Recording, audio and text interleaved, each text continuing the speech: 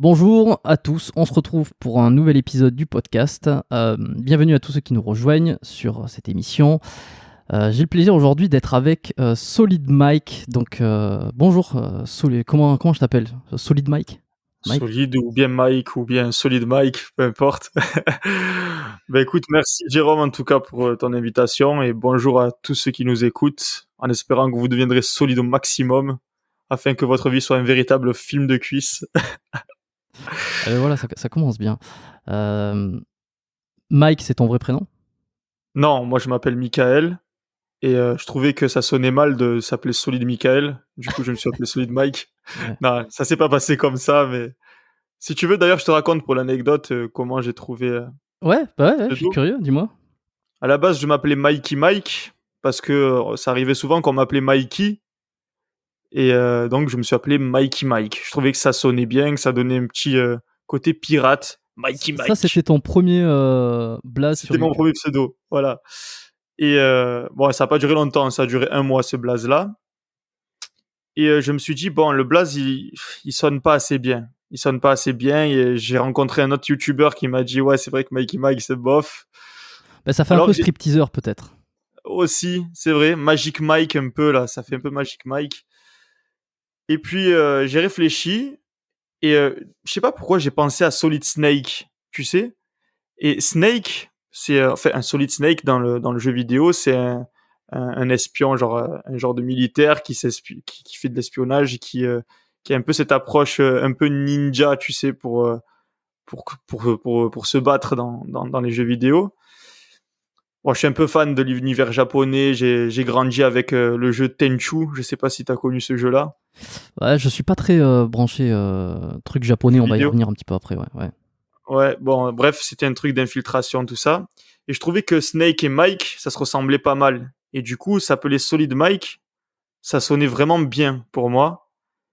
Et, euh, et le mot solide, en réalité, ben, ça convient parfaitement à quelqu'un qui fait de la musculation et qui adopte ma mentalité, c'est-à-dire celle de toujours vouloir rester endurant, c'est-à-dire dans n'importe quelle épreuve, continuer d'avancer, malgré que ben, c'est pas toujours comme on veut dans la vie. Il y a des moments qui sont un peu plus négatifs que d'autres et que malgré ça, ben, il faut continuer à avancer vers l'objectif que l'on s'est donné. Donc, Ok. Solid Mike, je trouve que vraiment c'est le pseudo qui me correspond le mieux. Bah, écoute, c'est une bonne introduction. On va pouvoir partir là-dessus. Tu t'es un petit peu déjà révélé, mais est-ce que tu pourrais te présenter sur ce podcast? J'ai des auditeurs qui probablement vont te connaître parce que tu es assez actif sur YouTube et sur les réseaux et t'as une certaine réputation maintenant. Peut-être qu'il y en a certains qui ne te connaissent pas. Est-ce que tu peux te présenter brièvement pour ceux qui ne te connaissent pas et peut-être même ceux qui te connaissent, comment on pourrait résumer qui est Solid Mike et ce qu'il fait? Alors, rapidement, j'ai commencé en tant que coach sportif dans la vie. J'ai passé un BPGEPS G2F mention force et un mention forme. J'avoue que le mention forme, je l'ai pas passé par passion, mais plutôt pour toucher un plus large public, étant donné que quand on fait seulement du coaching en musculation, on n'a pas beaucoup de visibilité. Et faire du fitness, en gros, ça touche une plus grande partie du public. Il faut savoir aussi à côté que pendant mon enfance, même mon adolescence, je faisais pas mal de vidéos, mais pour le fun, pas dans l'intention de les publier, etc. Donc j'étais un petit peu passionné par ça, mais sans avoir l'espoir de un jour devenir, faire de la vidéo mon métier. Donc je me suis tourné sur la musculation, j'ai commencé à faire du coaching, des cours fitness, etc. Puis après, je me suis dit pourquoi pas me lancer sur YouTube, étant donné qu'il y en a plein qui le font et qui réussissent et qui arrivent à grandir justement leur répertoire client.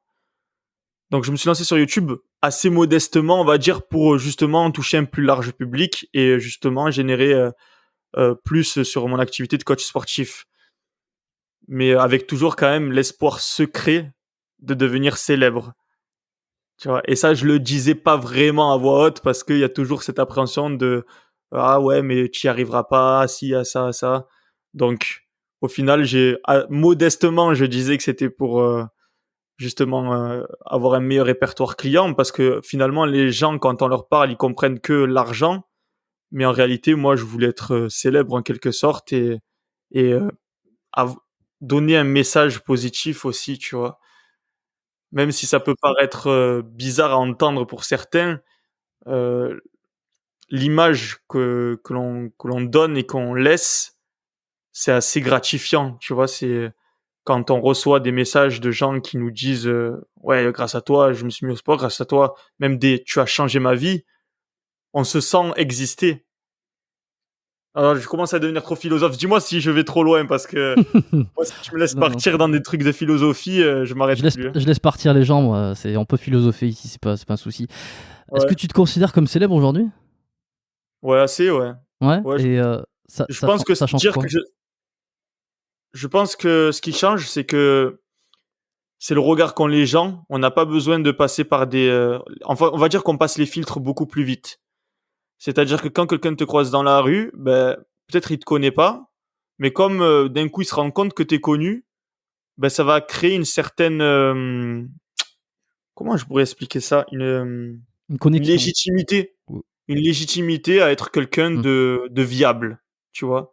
T'es plus cette personne au hasard, ben ça se trouve c'est un fou, ça se trouve c'est un mec bizarre, ça se trouve il est violent et ça se trouve il est méchant, ça se trouve il est ci et ça.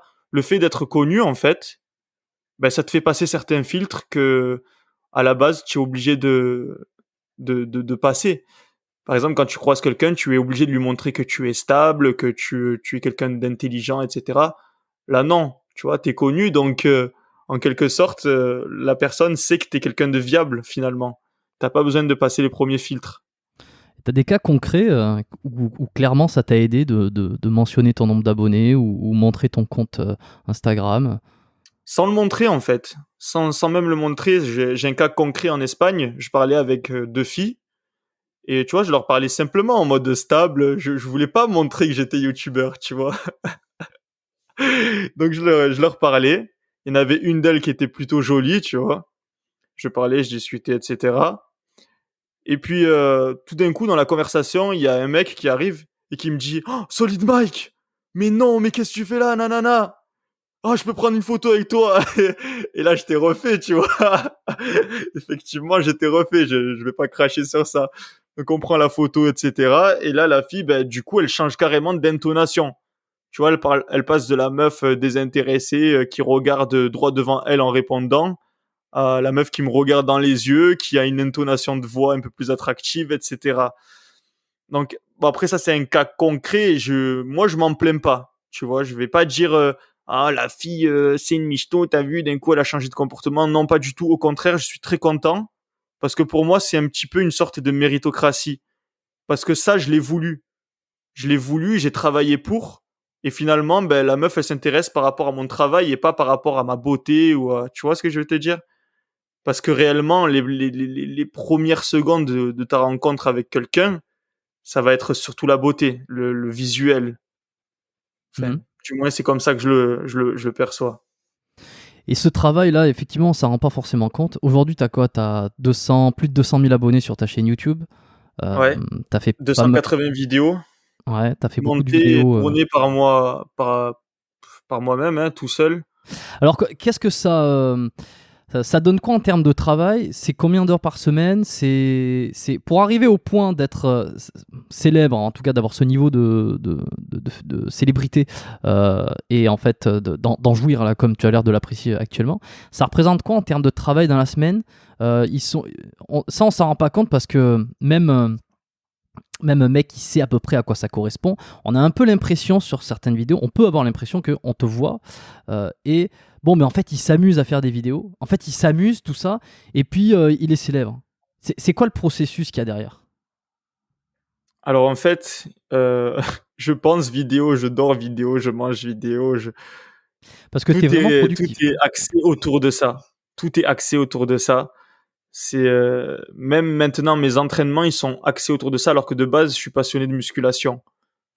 Tu vois maintenant on peut dire que je suis passionné de vidéo totalement. Donc on va dire que dans un sens j'y passe tout mon temps dans ces fameuses vidéos, mais réellement est-ce que je travaille ou est-ce que je fais que passer le temps?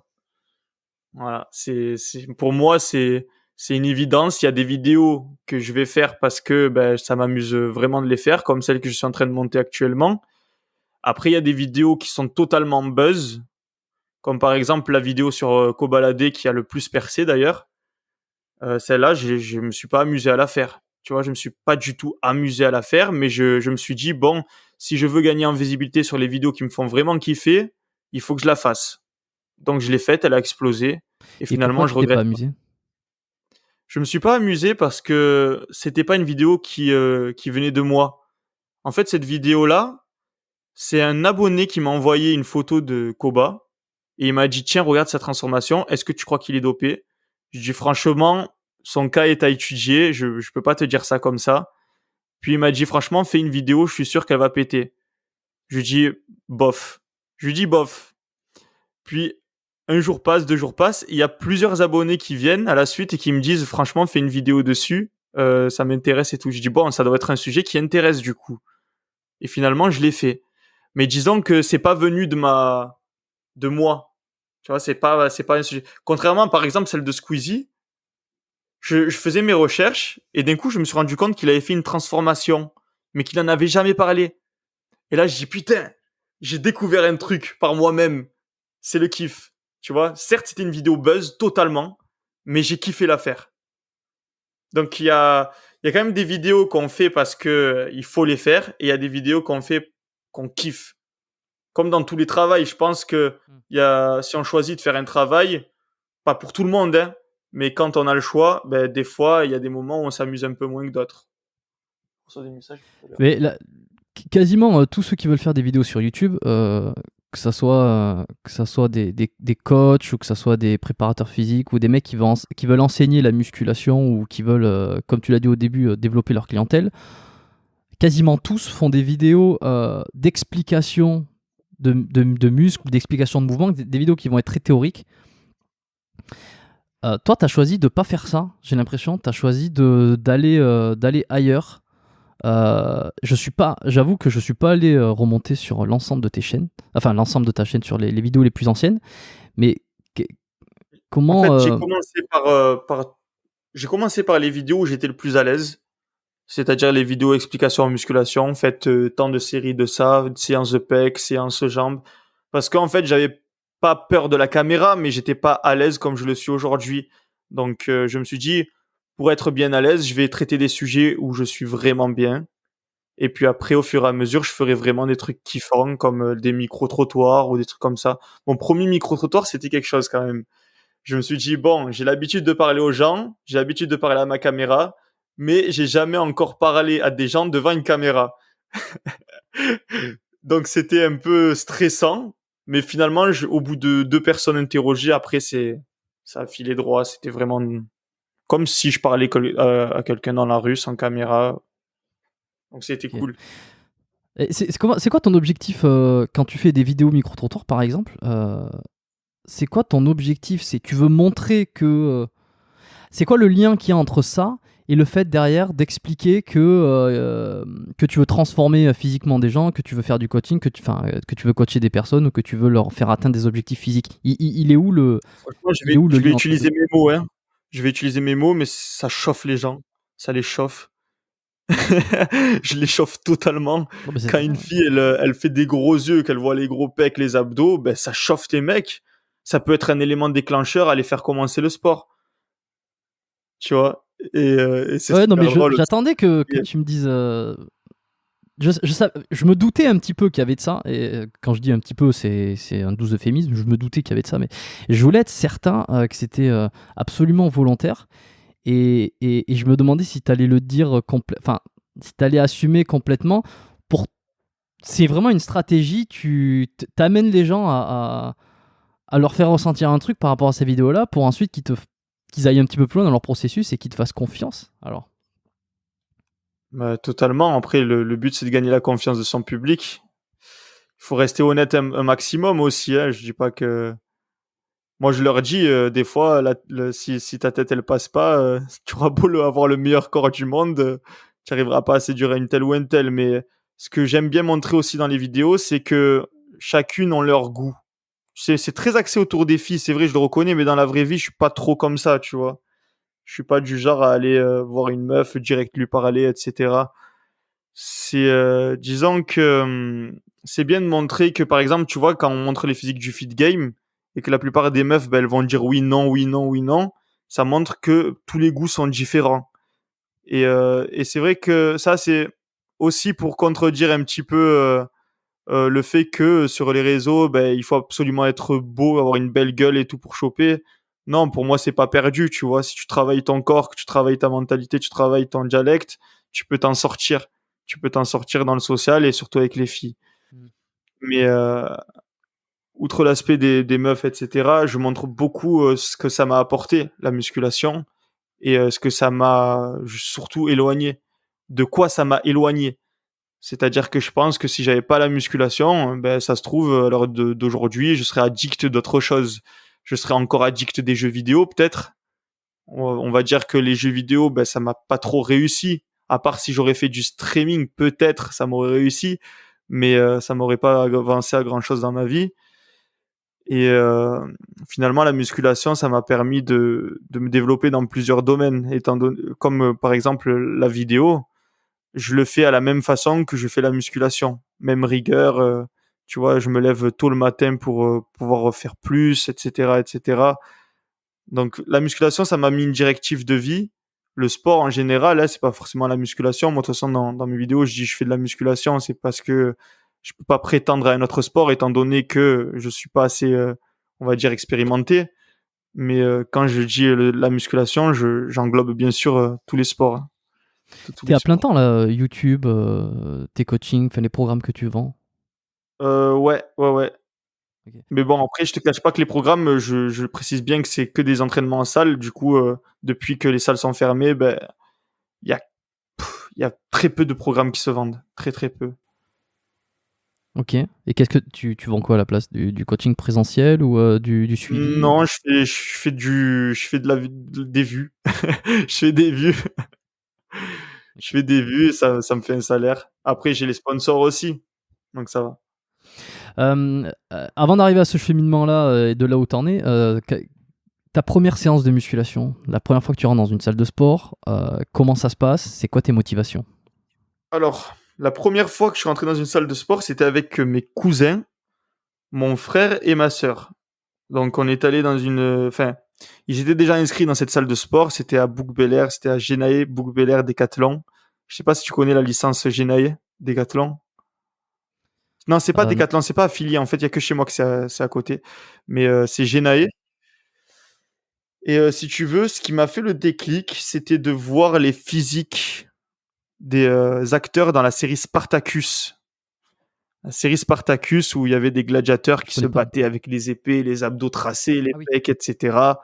Et c'était une des premières séries avant l'arrivée de Netflix où tu avais des combats, des physiques énervés avec du sang, tu vois, des membres coupés, des meufs en pagaille, tu vois, c'était vraiment la masculinité au maximum. Tu vois cette série? Mhm. Alors que maintenant sur Netflix, tu retrouves plusieurs séries C'est bon, comme je m'en ça, souviens maintenant.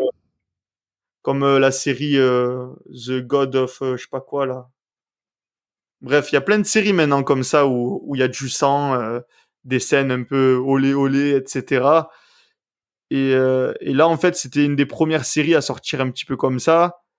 Et c'est vrai que moi, ça m'a motivé. Je me suis dit, putain, si j'avais ce physique et tout, ça serait vraiment pas mal. Et puis après, quand mes cousins ils étaient en salle de musculation et tout, et que j'ai eu l'âge, à 17 ans, ah ben, je suis allé avec eux et franchement, c'était spécial au début. C'était spécial, j'étais perdu, totalement perdu. Je voyais des mecs, mais vraiment hyper musclés. Moi, j'étais tout fin, j'étais petit. On me donnait des poids, on me disait, tiens, fais avec ça. J'essayais, j'arrivais pas. J'ai dit, mais putain, je suis un sous-homme. Tu vois, j'ai jamais mal pris, en fait. Je l'ai toujours pris à la rigolade, mais toujours sans jamais perdre mon objectif de vue, qui était d'avoir le physique, justement, de ces acteurs-là que je voyais dans cette série.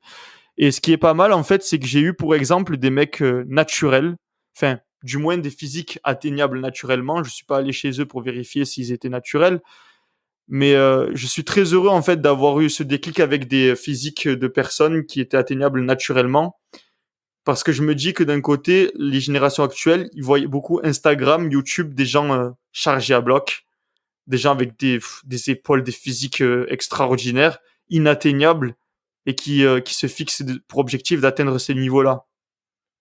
Donc vraiment content d'être tombé sur cette série qui m'ont servi d'exemple à mes débuts. Ça t'a boosté direct. T'as mis du temps à te mettre dans le mood pour, enfin en tout cas à apprécier le fait d'aller à la salle et de pousser des charges et de développer ton corps. Ça a pris du temps, ça a été un déclic directement. Ah, Comment moi, ça ça a s'est été passé? un kiff total direct, parce que très vite, mes meilleurs amis m'ont rejoint à la salle, donc on y allait ensemble. Tu vois, après, ma famille, ils ont très vite arrêté, hein, mon frère, ma sœur, tout le monde avait arrêté très très vite la musculation. Je crois qu'ils ont même pas fait un mois. Mais moi, avec mes collègues, on continuait. Et franchement, c'était vraiment la réunion, tu sais, après l'école, on se retrouvait tous à la salle de muscu. On faisait tout, enfin, j'avais des potes qui faisaient tout le temps les pecs. Moi, j'avais quand même le désir de faire le dos et les biceps. Il a fallu attendre un an avant de commencer à faire les jambes. Et c'était cette petite réunion, tu vois, après les cours. C'était vraiment, on se tuait de rire, mais vraiment entre chaque série, c'était à la limite, on buvait dans la bouteille d'eau, on s'étouffait avec la bouteille d'eau, on rigolait, tu vois, c'était vraiment un moment de détente totale. Même si on souffrait physiquement, parce que c'est quand même assez éprouvant, la musculation, c'était c'était vraiment pas mal. Vraiment bon souvenir de mes premiers pas en musculation. Ok. T'as continué un petit peu comme ça. Est-ce que direct tu t'es dit je veux coacher, t'as passé ton diplôme, enfin t'as passé tes diplômes pour pouvoir Non, pas tout de suite, être pas tout de formé? suite. En fait, moi, j'étais un gros geek à la base. Je jouais à Dofus, à Guild Wars, j'ai joué à pas mal de jeux, Counter-Strike Source. J'étais vraiment dans les ordinateurs. Je suis né avec une manette dans les mains des grands cousins. Tu vois, culture pop, les Marvel, les Sangoku, tu vois, j'étais vraiment dans cet univers-là. J'ai grandi avec ça et franchement, je pense que ça m'a servi, surtout le jeu Dofus, pour développer mon, comment dire, l'aspect commercial de ma De ce façon que... de jouer. Bon, bref. Ouais, C'est, donc en je vois fait, ce je que suis tu en veux train de m'écarter du sujet. Bref, on reprend le sujet. dire. Non, c'est... C'est, je me suis lancé dans un BTS informatique. J'étais très bon élève, mais au bout de 4 mois, j'ai décidé de partir parce que je me voyais pas coder. Je me voyais pas derrière un ordinateur, sans lien social, etc. Et je me suis dit, mais qu'est-ce que je vais faire maintenant? Qu'est-ce que je vais faire? Qu'est-ce que j'aime dans la vie? À la base, moi, mon but, c'était de gagner des gros salaires. Voilà, je parle pas chinois, je vais te dire la vérité. Je voulais vraiment un gros salaire. Et je me suis dit, l'informatique, étant donné que je suis bon en jeux vidéo, etc., je pense que je vais être bon en informatique. Mais pourquoi tu voulais des Je gros m'étais pas salaires? trompé, j'étais bon. Parce que l'argent, c'est la liberté. On est dans un système capitaliste, bordel. Donc, si tu veux du pouvoir, il te faut de l'argent.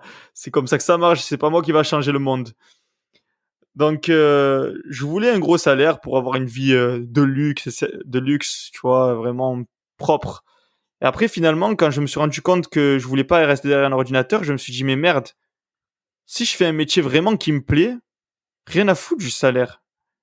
Si je fais un métier qui me plaît, tous les jours, je vais être bien. Et je me suis dit, la musculation, c'est vraiment ma passion. Ça faisait quoi, 2 ou 3 ans que j'en faisais et vraiment, j'avais vraiment pas déchanté, j'étais à fond dedans. Je me suis dit, pourquoi pas faire coach sportif pour enseigner justement tout ce que j'ai appris, tout le bagage que j'ai actuellement, que j'ai fait pour moi, pourquoi pas l'enseigner aux autres? Donc je me suis lancé, j'ai commencé à faire les formations, etc., etc. Je te passe. Tu veux que je te parle de comment Bah, j'ai fait pour entrer en formation, etc. ouais, bah, c'est quelle formation que t'as fait? Je suis curieux quand même de savoir. BPGEPS, AG2F, mention force et mention forme.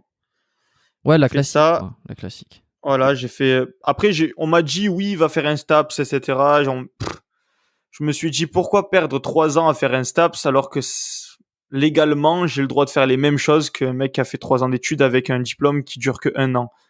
Tu captes? Le seul frein c'était l'argent et il y avait la mission locale qui proposait justement de financer certaines personnes et j'ai compris qu'il fallait montrer que j'étais le plus motivé pour être sélectionné. Donc, qu'est-ce que j'ai fait?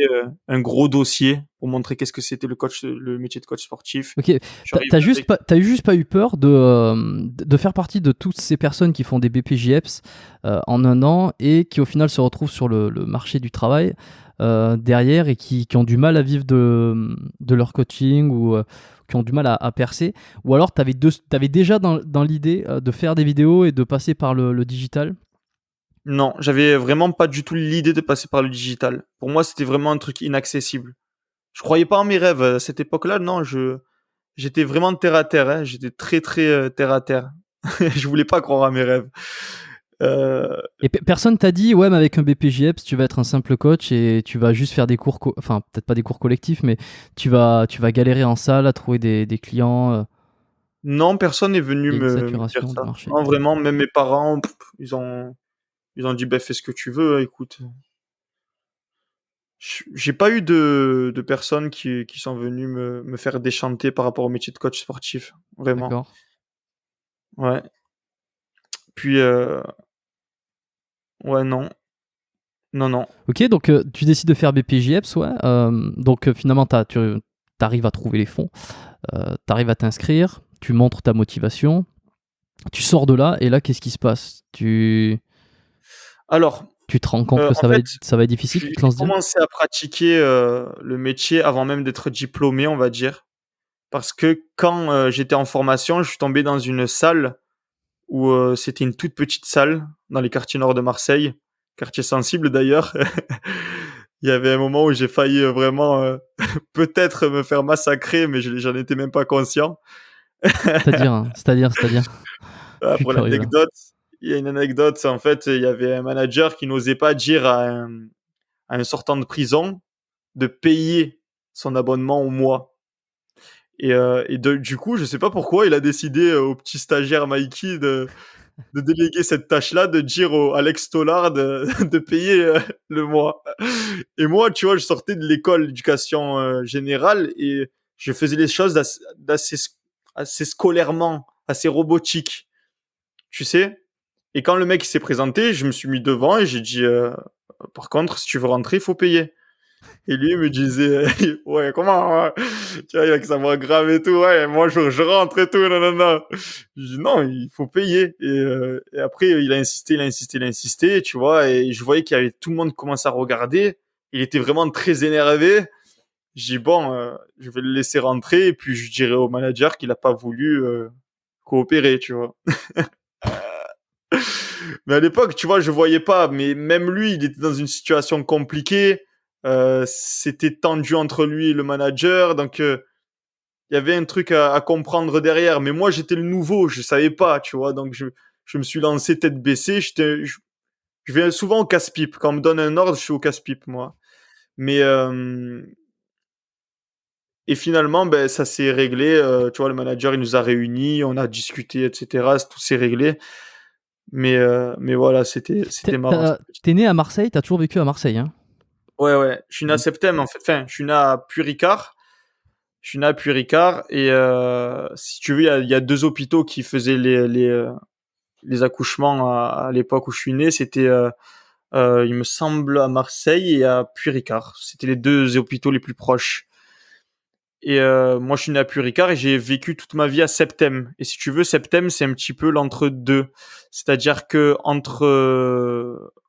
tu as Marseille et tu as Aix-en-Provence. C'est les deux grandes villes qui font, comment dire. Putain, ce soir, j'ai du mal à parler. Je suis sûr, je suis trop fatigué. J'ai fait 2 heures de course ce matin. En gros, tu as Septem qui est entre Marseille et Aix-en-Provence. Aix-en-Provence, c'est réputé pour être le petit Paris parce que là-bas, tu as les gens un peu plus nobles, on va dire, et Marseille, tu as un peu les quartiers, etc. Et Septem, c'est entre les deux.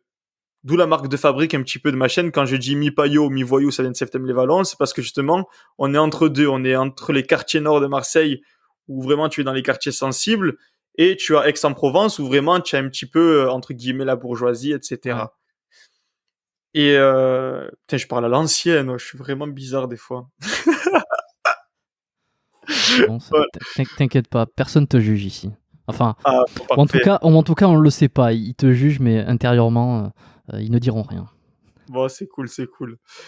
Et du coup, voilà, donc ça fait un petit peu l'identité, tu sais, on est un peu...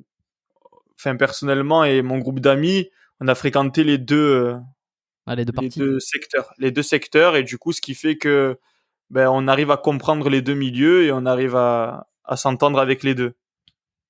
Il faut savoir qu'on est pacifique, hein, on est des pacifiques. Ouais, t'as pas été un bagarreur dans ton enfance, dans ta jeunesse? Pas du tout. Pas du tout bagarreur. Par contre, je me suis bagarré, malheureusement, contre mon gré. Toujours contre mon gré. T'es obligé d'être un petit peu, d'avoir la peau un peu rude ou en tout cas de développer euh, cette self-security comme ça quand t'es pas loin des quartiers chauds. Comment ça se passe? En fait, on va dire que l'apparence, en réalité, ça compte beaucoup. On va dire que quand t'es jeune et que t'es frêle, t'es sujet à avoir plus d'emmerdes. Tu vois, et quand t'as un ego, déjà, et que t'es petit, que t'as un ego, que tu as été élevé par les super-héros, que tu veux pas être la victime, etc., ben, dès qu'on va te chercher la merde, ben, tu vas vouloir te défendre. C'est logique. Et c'est vrai que le fait d'avoir un physique frêle, j'étais souvent sujet enfin, tu vois, quand on a faisait une partie de foot, ben, ça envoyait des pics gratuitement, ça jouait fort, tu vois. Donc, quand tu es frêle, en fait, tu es pas respecté. Alors que si tu es jeune, tu fais ta puberté tôt, etc., là, tu avais plus le respect des autres facilement. Les gens n'avaient pas envie de te chercher la merde. Ça te blessait ça quand on te lançait des pics comme ça sur ton physique? Franchement, blessé, non, mais ça m'énervait beaucoup. Ça m'énervait beaucoup, beaucoup. Mais blessé, on va pas dire... on va dire que j'étais pas triste de ma situation, mais ça m'énervait quand j'étais devant le fait accompli. Quand je subissais des attaques sur le physique, etc., j'étais nerveux, vraiment, j'insultais facilement et ça me mettait en colère. Mais la tristesse, pas vraiment. Pas vraiment triste d'être... Et quand tu me disais tout à l'heure que tu t'es arrivé de te bagarrer dans des situations que tu n'avais pas provoquées, que tu n'avais pas voulu, comment ça s'est passé? C'est comme ça quand tu as essayé de riposter dans un moment où il fallait mieux coopérer? Non, non, non, non. En fait, à chaque fois qu'on en est venu aux mains, franchement, c'est que vraiment, on pouvait pas faire autrement. C'est que vraiment, on pouvait pas faire autrement. Mais c'est déjà arrivé, par exemple, je me souviens quand on était vraiment bien jeune, on avait quoi, 11 ans, et on était les seuls, si tu veux, un petit peu de septembre que les parents laissaient sortir, tu sais, tout seuls, enfin, des maisons, quoi, des pavillons, etc. Et il y a un jour où on s'est retrouvé face à des mecs, et on a découvert par la suite que c'était des majeurs, tu vois, qui ont voulu nous voler notre ballon. Et nous, qu'est-ce qu'on a fait? On a pris le ballon et on a cavalé de toutes nos forces. Mais c'était hyper traumatisant pour nous de voir des mecs avec des barbes, etc.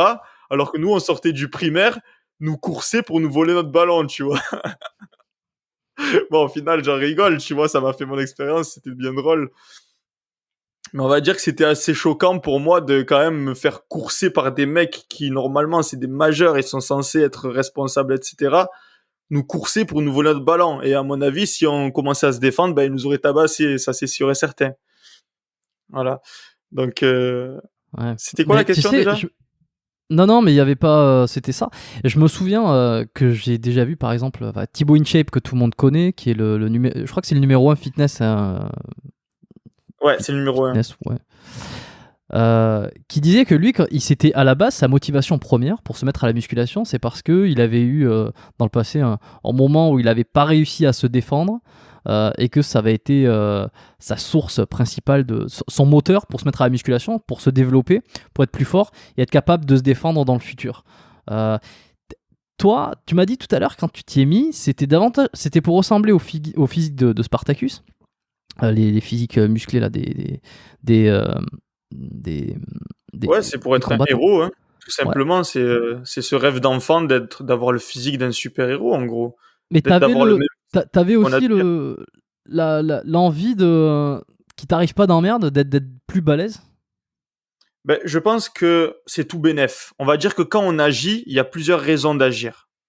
Contrairement quand on n'agit pas, c'est juste le manque de volonté, selon moi. Mais disons que tous ces bénéfices-là étaient rassemblés autour du physique. Mais disons que j'étais plus conscient qu'en faisant la musculation, ben, j'aurais plus une arme de dissuasion qu'une arme de défense. Mm. Voilà. Même si ben, on est plus fort, etc. Si tu fais pas de combat, tu sais pas te battre. Après, j'ai plus tard commencé le MMA. Je sais pas si tu es au courant. Ça fait 3 ans maintenant que j'en fais. Ouais, Mais ça, j'avais vu des vidéos.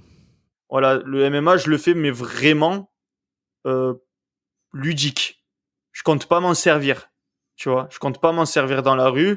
J'espère vraiment que maintenant et jusqu'à la fin de mes jours, ben, j'ai plus besoin d'utiliser de ma force ou de ma violence pour me défendre. Tu vois, maintenant, j'ai acquis une certaine maturité. Je sais m'exprimer. Je sais détourner des situations gênantes, etc. Donc, j'espère que ça m'arrivera pas un jour dans la rue de redevoir donner des coups de poing, des coups de pied, etc., etc. Mais par contre, dans le cadre sportif, c'est toujours bien amusant quand même de faire des combats.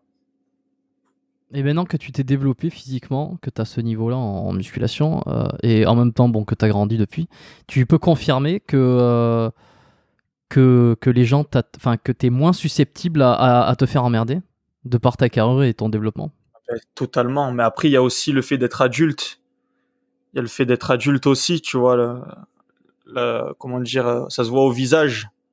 Tu sais, quand tu as un petit jeune, ben, les petits jeunes, ils vont voir un autre jeune et ils vont se dire, allez, on va le tester. Et puis, ils vont te chercher la merde. Mais totalement, je pense que si j'avais pas le physique que j'ai actuellement, ben, j'aurais été plus sujet à des emmerdes. On va Ok. dire que là, c'est plus...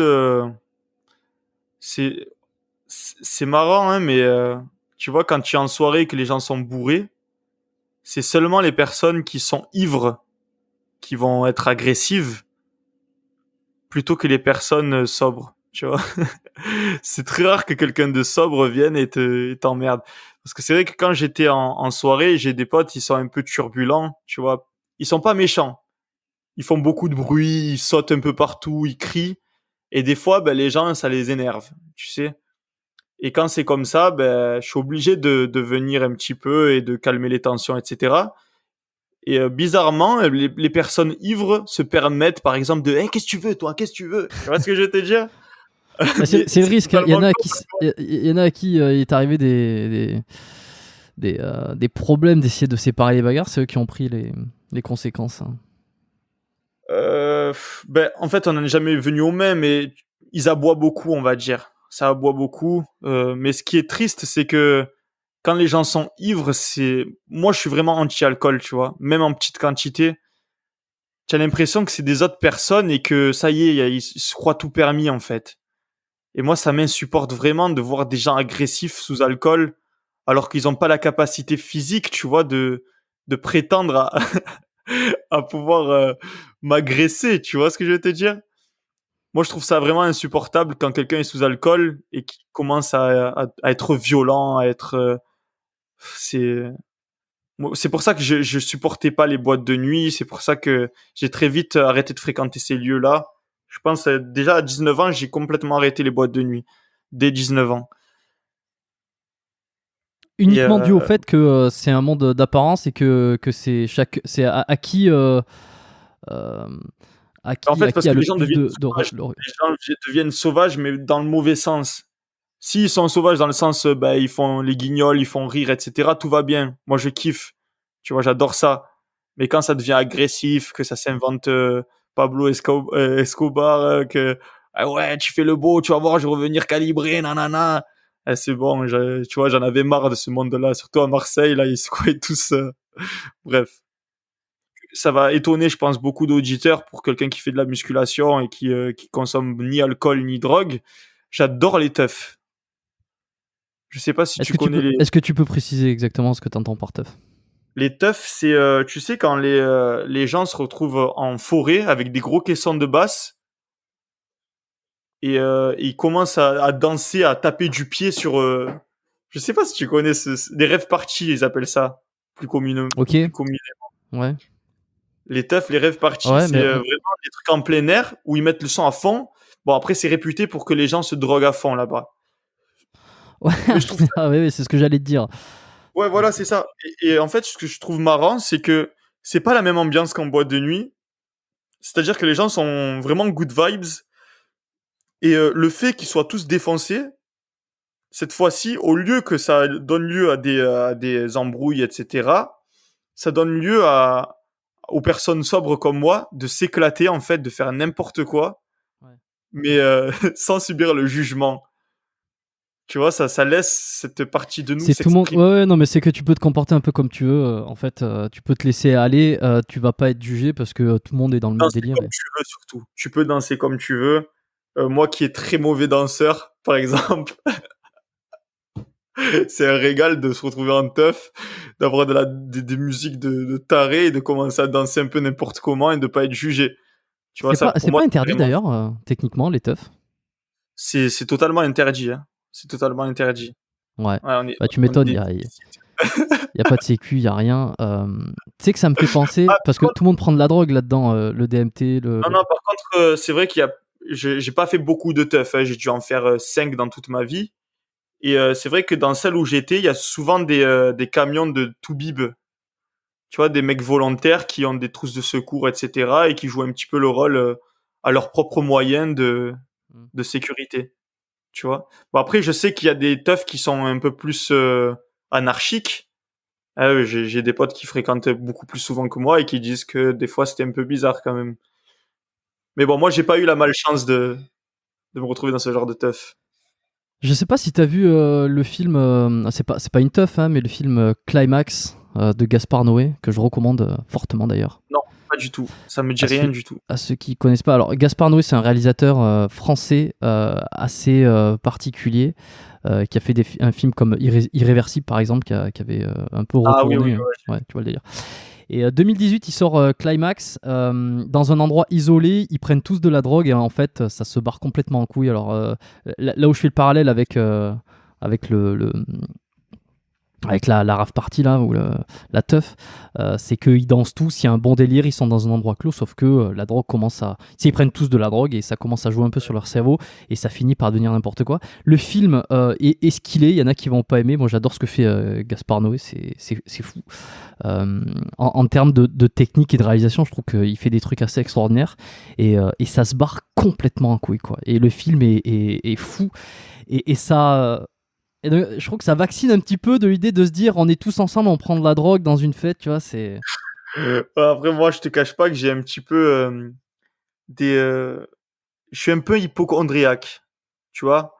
Dès que je commence un petit peu à avoir la tête qui tourne et tout, je me dis putain, oh non, je dois avoir un œdème dans la tête, oh non, tu vois. J'ai souvent ce petit truc un petit peu hypochondriaque. Ouais. Et c'est vrai que moi, je te cache pas que quand j'avais l'âge de 16 ans, ben, avec tous mes potes, j'ai voulu essayer la bœuf, par exemple. Tu vois, ça c'est classique. Je pense que tout le monde est passé par là. Donc, j'ai fumé avec eux, tu vois, pour essayer. Et comme je voyais les effets, la tête qui tourne, je me sentais pas bien. J'avais plus peur. Je me laisse pas en fait euh, détendre. Tu vois, Mm. mes potes, ils avaient ce truc de se dire ah c'est bien, ça me détend et tout, nanana. Mais moi justement, le fait que ça me détendait, ça me faisait peur. J'ai dit, putain, imagine, j'arrive plus à me réveiller. Et du coup, ça m'a vraiment vacciné en fait cette histoire de d'un Je côté comprends, d'être. Mais après, c'est pas de l'hypocondrie totale, tu vois. Je suis pas non plus en mode je deviens fou parce que d'un coup, ben, j'ai un petit truc qui va mal ou quoi. Euh, c'est peut-être l'idée aussi de disons que pas ça m'a un contrôler petit peu. complètement parce que je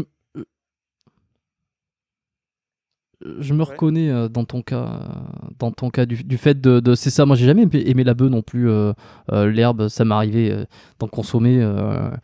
Mais j'aime pas du tout la sensation que ça fait et au-delà de ça, même les autres substances, alors j'ai rien essayé d'autre moi dans ma vie. Euh, L'alcool, bon, l'alcool maintenant c'est tellement répandu que ça va, et puis t'as un degré de contrôle à peu près sur ce que tu consommes. Mais ce qui me fait vraiment flipper, c'est de me dire, à partir du moment où je prends cette molécule qui va arriver dans mon corps, en fait, je contrôle plus vraiment ce qui se passe. Moi, c'est ça qui me fait réellement flipper.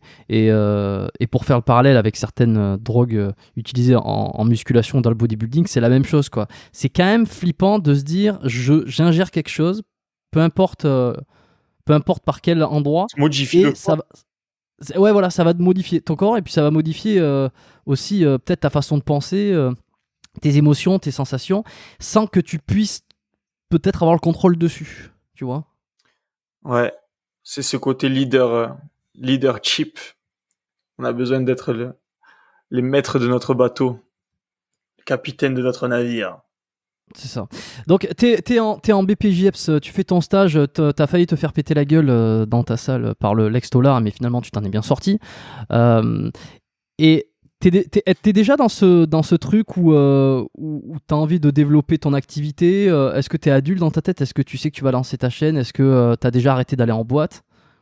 Bon, les boîtes vite fait pour des anniversaires. J'ai dû aller 2 fois à cet âge-là. J'avais 19 ans, hein. C'est là où j'ai arrêté les boîtes de nuit, d'ailleurs. Les 6 premiers mois, j'avais toujours l'idée en tête que j'aurais un salaire à 1002 et puis que je ferais ma vie simplement avec le strict nécessaire. Je me suis dit, je m'étais résolu. Je me suis dit, bon, je vais faire comme j'ai toujours fait dans ma vie. Je vais rester terre à terre et je vais viser un petit salaire. Puis après, j'ai vu que les autres coachs dans ma salle, ils gagnaient déjà des 3000, des 4000 euros par mois grâce à leur coaching. Et je me dis, tiens, finalement, ben, en faisant le métier qui me plaît, je peux quand même me sortir un bon salaire. Tu vois, moi, je considère que 3000, 4000, c'est un gros salaire déjà. Et du coup, je commence à avoir de l'espoir. Tu vois, je me dis, mais putain, je vais faire un métier qui me plaît et qui peut rapporter. Et là, du coup, je me mets à fond. Je commence à me mettre à fond dedans. Mes tuteurs, tout ça, ceux qui travaillaient avec moi, ils commençaient à m'expliquer comment ça fonctionnait. Ils m'ont dit, écoute, euh, moi j'avais un petit peu le syndrome on appelle ça le syndrome de l'imposteur, c'est-à-dire que j'avais peur de vendre des trucs. Du coup, je vendais rien. Tu sais, je faisais tout gratuit. Mais par contre, les coachs qui étaient avec moi, ils prenaient pas de la même façon, tu vois. Et j'étais un coach très compétent déjà parce que j'avais pas mal de connaissances, je sortais de général. J'avais déjà beaucoup de connaissances en musculation et 2 ans d'expérience derrière moi. Du coup, j'avais quand même des programmes de qualité à proposer à mes cobayes. On appelle ça comme ça, on appelle ça des cobayes en formation. Les personnes à qui on fait tester le programme gratuitement. C'est quoi? C'est des amis? C'est de la C'est famille? Non, moi, c'était que des gens que je connaissais pas et qui venaient à la salle de muscu. Ok. Et ils sont en fait, ils ont un programme gratuit et en échange, c'est un étudiant qui le fait, quoi. Ils acceptent. C'est un peu comme ceux qui vont vers un étudiant coiffeur ou j'en sais rien et qui payent bien moins cher. Et franchement, si j'ai un conseil à donner, s'il y a des gens qui se lancent dans le coaching, etc., c'est que ne doutez pas de vous. Si vous voyez des gens, des cobayes, comme je dis, qui font des programmes gratuitement, qui n'ont pas de résultats, c'est juste que comme ils payent pas le programme, ben, ils le font pas bien. Remettez-vous en question, c'est très très bien. Mais des fois, ne perdez pas confiance en vous. Surtout ceux qui sortent d'enseignement général, c'est vrai qu'on est plus exposé à perdre confiance en nous facilement. Et alors qu'on est de bonne intention, tu vois, on est vraiment des. Enfin, je sais pas. Pour moi, les jeunes qui sortent, qui ont jamais touché d'argent et qui ont un petit peu ce rebut à demander de l'argent contre un service, ben, en général, ben, c'est ceux qui ont le plus de compétences parce qu'ils ont travaillé sur eux-mêmes, ils ont vu, ils ont testé, ils ont fait des choses. Et des fois, on a un petit peu ce conscient qui nous dit, mais est-ce que je mérite cet argent? Alors que oui, tu travailles, tu as fait des années de recherche, tu as fait tes tests, tu as vu plein de choses, tu as fait ton expérience. Le mec qui est en face de toi, il n'a pas la capacité de dresser un programme aussi rapidement que toi. Certes, ça te prend pas beaucoup de temps à dresser, mais combien d'années il t'a fallu pour que tu puisses faire un programme aussi rapidement? Beaucoup. La personne qui est en face de toi, elle a pas le temps. Elle gagne déjà sa vie, t'inquiète, elle aura de quoi te payer. Surtout que les programmes, à l'époque, je les vendais 30 euros, le programme. Non, au début 15 euros, et après je suis monté à 30 parce que je faisais de la concurrence déloyale. Est-ce que attends, comment ça se bâtit enfin pas ça se bâtit, mais à quoi ça correspond? C'est des vidéos, tu expliques quel exercice il faut faire. Qu'est-ce qu'on retrouve en fait? Ça correspond à quoi exactement un programme? Parce En que j'en ai salle de aucune idée. musculation, c'est tout à fait basique, hein. C'est tout à fait basique. C'est vrai que moi, je suis arrivé tard sur Internet et mes programmes, ils restent assez basiques. C'est du, comment dire, on va droit au but. Dans mes programmes, il n'y a pas de superflu, il n'y a pas de si ça, tu fais ci, tu fais ça, tu fais ça. Et c'est comme ça que ça se passe en salle. Tu vois les programmes des coachs de salle, ils l'écrivent au crayon carrément et ils te le vendent, tu vois. Donc moi, j'ai grandi dans cet environnement-là, il faut le prendre en compte. Et ça marche, c'est ça le truc, c'est que la personne, elle vient, j'ai tant de disponibilité par semaine, mon objectif, c'est ça. Euh, j'ai un problème tendineux au niveau de l'épaule, j'ai ci, j'ai ça, j'ai ça. Une fois qu'elle a dit tout ce qu'elle avait comme problème, on fait exactement par rapport à ce qu'elle nous a fait. C'est une théorie, elle la teste, ça passe, ça passe. Ça passe pas, on modifie quelques petits trucs. Et après, une fois que le programme il est bien, on le tient sur 2, 3 mois, on voit la progression. Mais c'est assez difficile parce que quand on est dans l'humain, etc., il faut jauger aussi l'honnêteté de la personne. Il faut voir si elle respecte bien aussi, qu'elle fait bien son comment dire, qu'elle mange pas de la merde à côté, etc. Donc c'est tout un travail psychologique aussi et Ouais. social. Est-ce que ta méthode, elle a évolué depuis aujourd'hui? Tu proposes des exercices ou des façons de s'entraîner différentes? Ben, en fait, elle a évolué au fur et à mesure que moi j'évolue. C'est-à-dire qu'au début, ben, mes programmes débutants, je garde les mêmes que ce que j'ai fait au départ, c'est-à-dire de la surcharge progressive, des trucs assez classiques, des trucs où les gens, ben, ils ont pas besoin d'avoir une superbe condition physique pour progresser. Puis je me suis Comment rendu tu compte l'organises, juste cette surcharge progressive? Je suis curieux.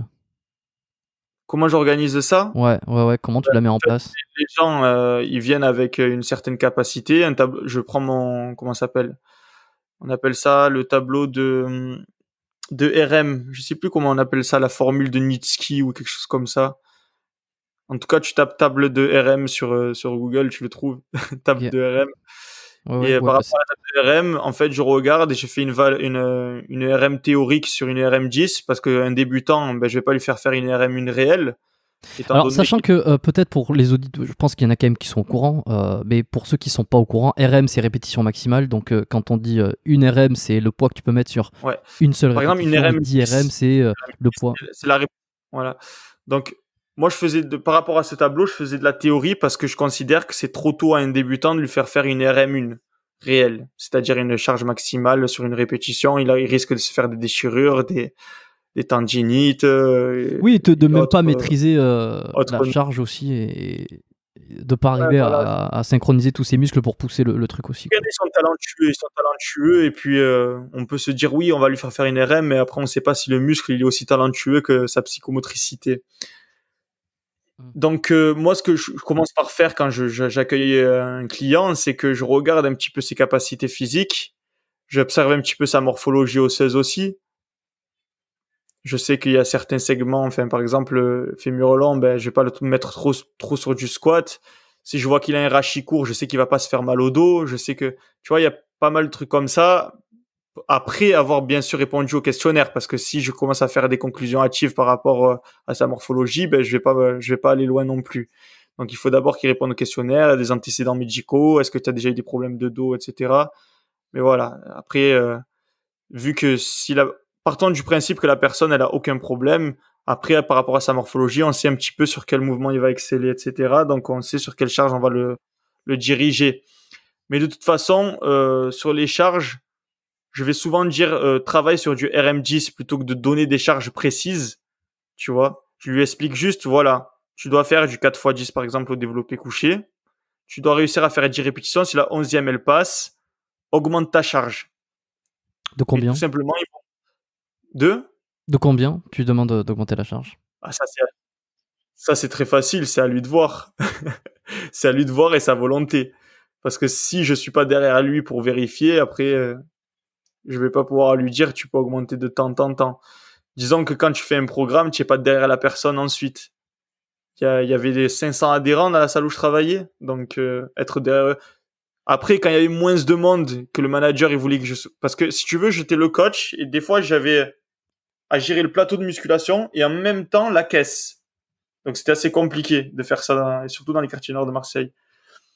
Donc oui, quand j'avais le temps, ben, je restais avec mes élèves et je leur disais combien augmenter, etc.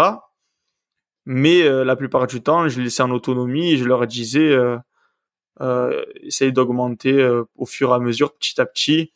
Et après, c'est eux et leur ego. Après, hein, si vraiment ils ont envie de progresser, ben, ils vont tenter des charges plus lourdes.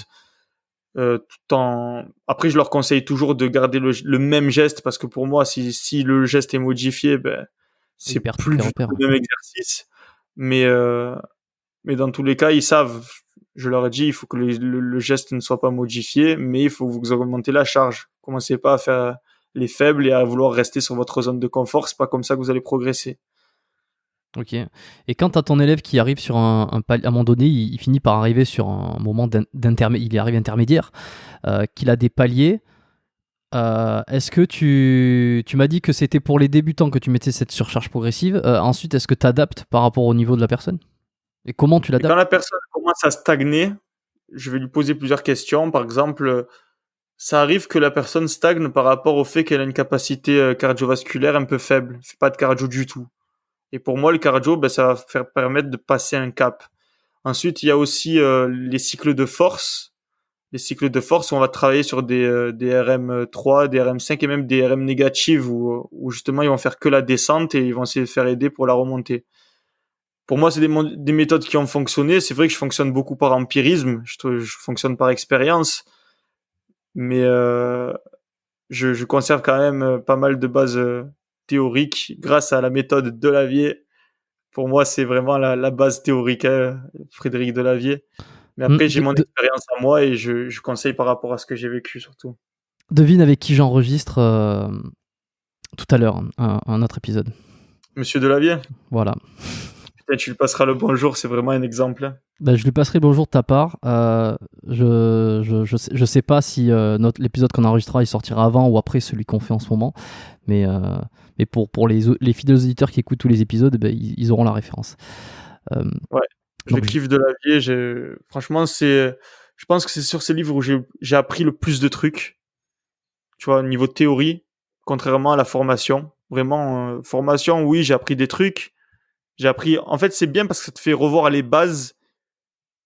Quand par exemple sur internet, tu vas trouver que des trucs un peu optimisants, on va dire. Tu vas trouver des trucs qui permettent d'optimiser et pas les bases de la musculation. C'est vrai qu'en formation, on nous apprend vraiment les bases de la musculation. Et vraiment, avec Frédéric Delavier, j'ai appris beaucoup de choses grâce à ces livres qu'il a fait avec Gunjil. Méthode Delavier numéro 2, préparation physique du combattant aussi, où j'ai appris pas mal de choses. Ouais. Plus récent, hein, je crois, celui-là déjà. Ouais, plus récent. D'ailleurs, j'ai amélioré mon punch grâce à ce livre, hein, parce que quand on est très axé musculation et qu'on découvre ce livre-là, on comprend mieux comment donner un bon coup de poing. C'est vraiment pas mal.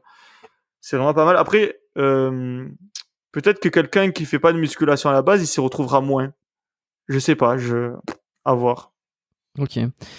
C'est quand que tu lances ta chaîne YouTube que tu te dis ça y est, je pars en ligne, j'essaie de toucher le max de monde? 22 février 2018. D'accord.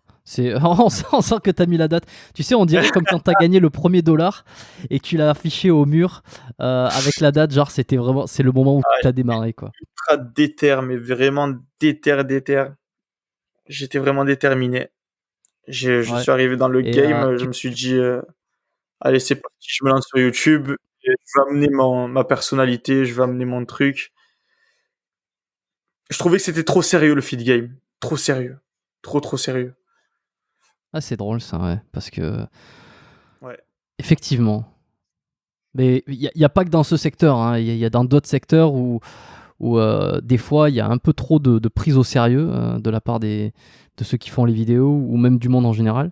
Et pour le coup, est-ce qu'on t'a pas reproché, toi au contraire, de faire trop le guignol et entre guillemets, de ridiculiser le feed game et de perdre de perdre ce sérieux, en fait, de l'amener à un endroit où il faudrait pas qu'il soit? En fait, moi, je me suis dit, je suis quelqu'un qui aime faire rire, j'aime faire l'idiot, ça m'amuse beaucoup. Du coup, je vais pas, même en cours fitness, je le faisais l'idiot. Et quand je l'ai fait sur le terrain et que j'ai vu que ça faisait fuir personne et que ça emmerdait personne, au final, je me suis dit pourquoi ça emmerderait les gens sur Internet. Il y a des personnes qui m'ont dit mais personne te connaît sur Internet.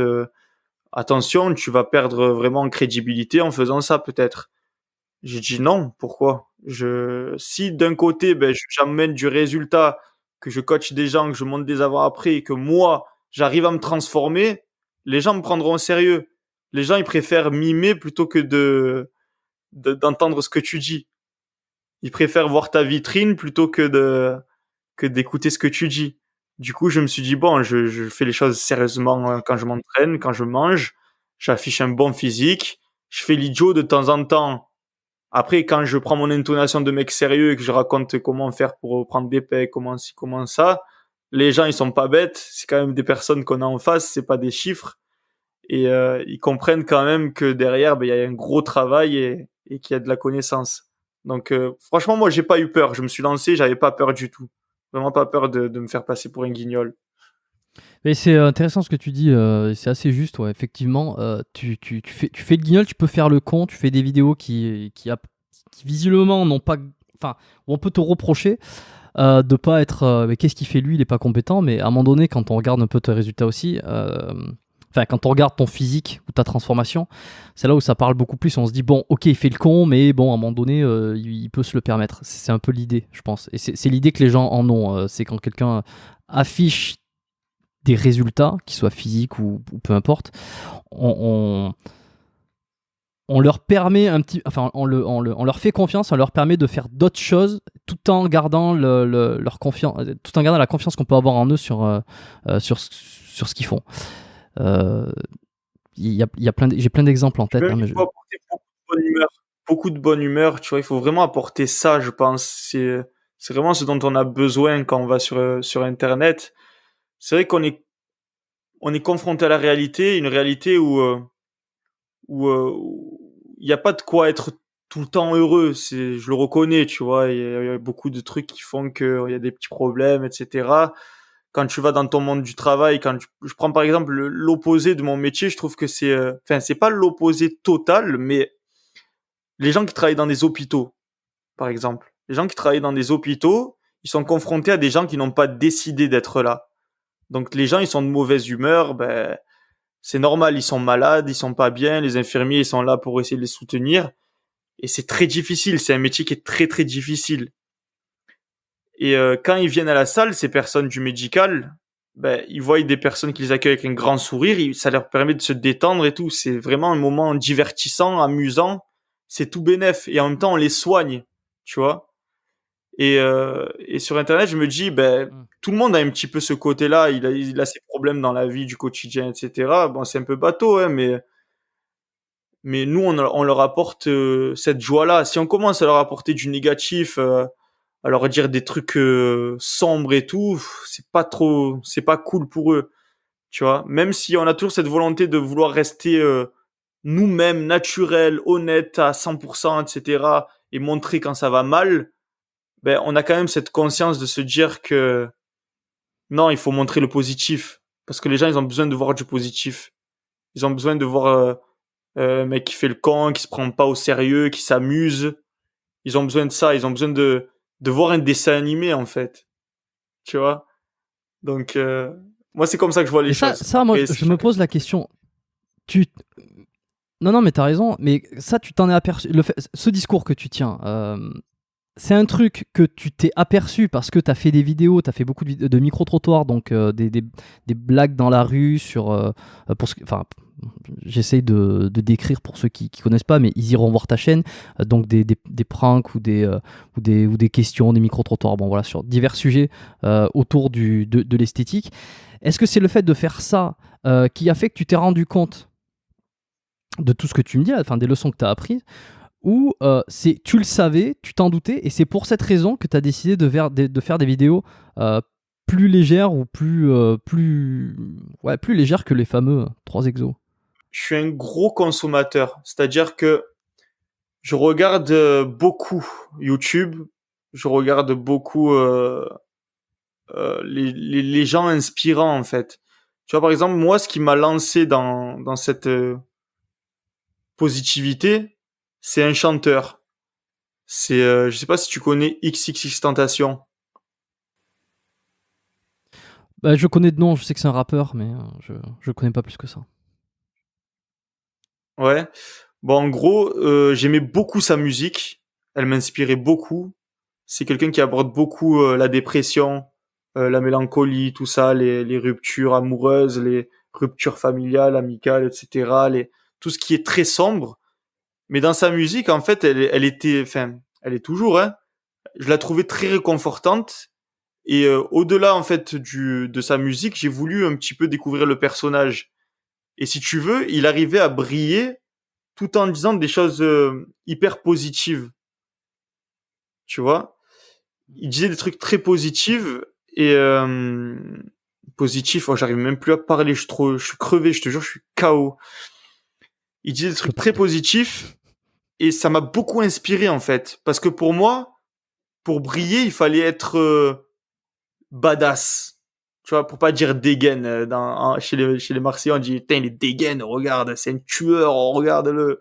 Ben lui, en étant hyper positif, il arrivait à briller. Et je me suis dit, mais en fait, il n'y a pas besoin d'être un peu badass pour briller, etc. Tu peux très bien le faire tout en transmettant un message totalement positif. Tu vois, en acceptant le fait que ben, tu as le droit d'être triste, mais de vouloir améliorer ta condition de vie, de vouloir te sentir mieux, accepter ses faiblesses et vouloir rebondir pour devenir quelqu'un de meilleur. Et, euh, et c'est vrai qu'il m'a beaucoup, beaucoup inspiré. Et c'est vraiment ce gars-là qui m'a le plus inspiré, je crois, parmi tous les artistes que j'ai connus.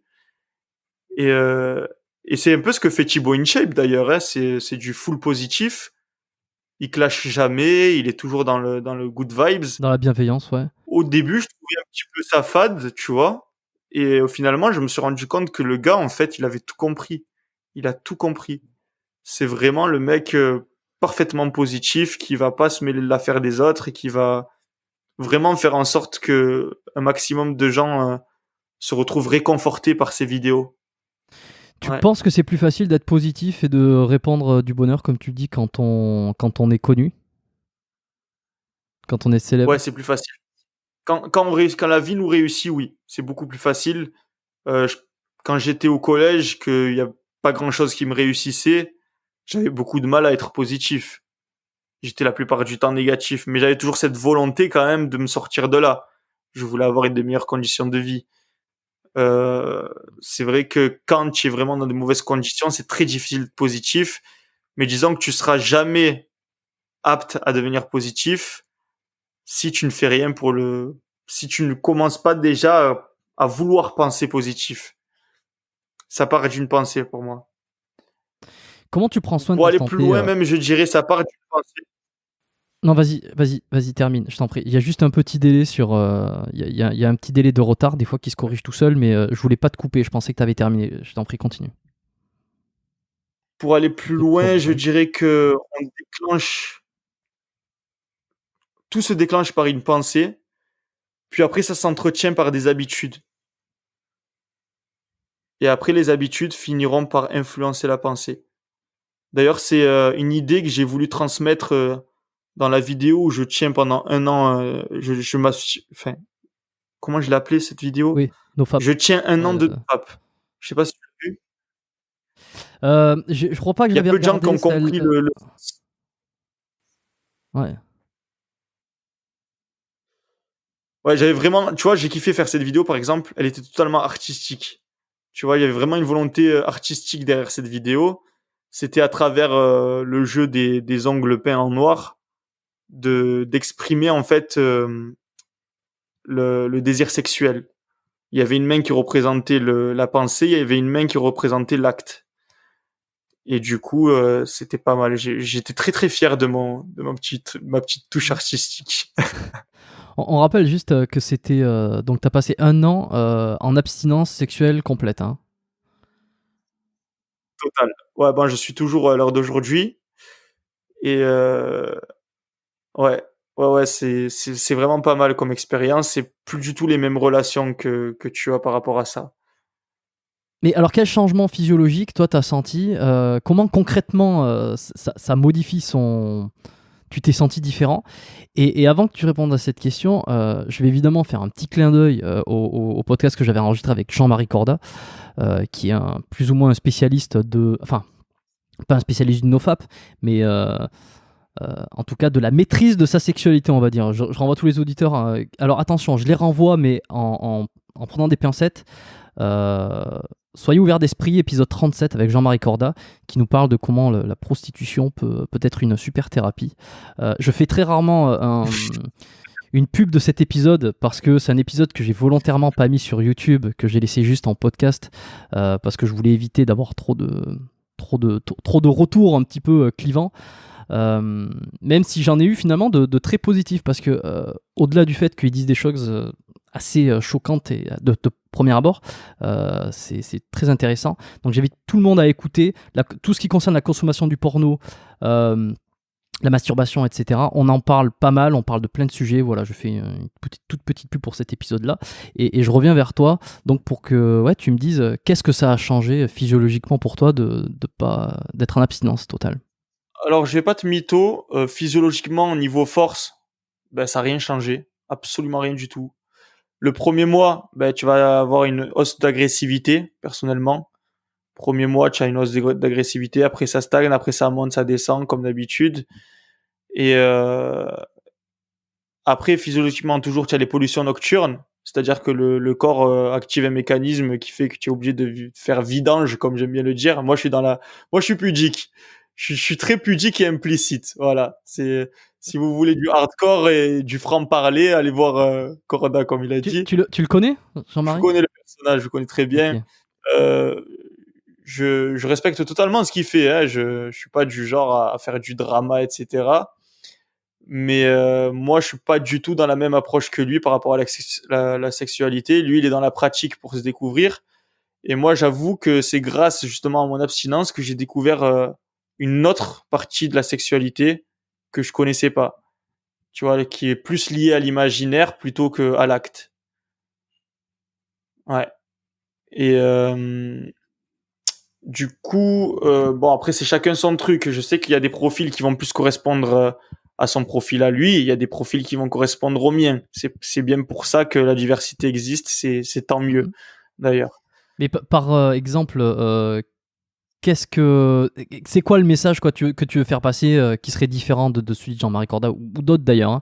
Mais qu'est-ce que c'est quoi l'idée derrière ça? C'est que tu encourages l'abstinence, Ben, moi, j'encourage totalement. J'encourage totalement. Après, je sais qu'il y en a que ça va pas leur convenir parce que ça va pas leur réussir, mais j'encourage totalement parce que personnellement, pour moi, pour mon cas, ça m'a permis de m'ouvrir l'esprit à d'autres choses, comme par exemple, pour moi, le yoga, par exemple. Le yoga, le tantrisme, tous ces trucs-là, pour moi, c'est des conneries à la base.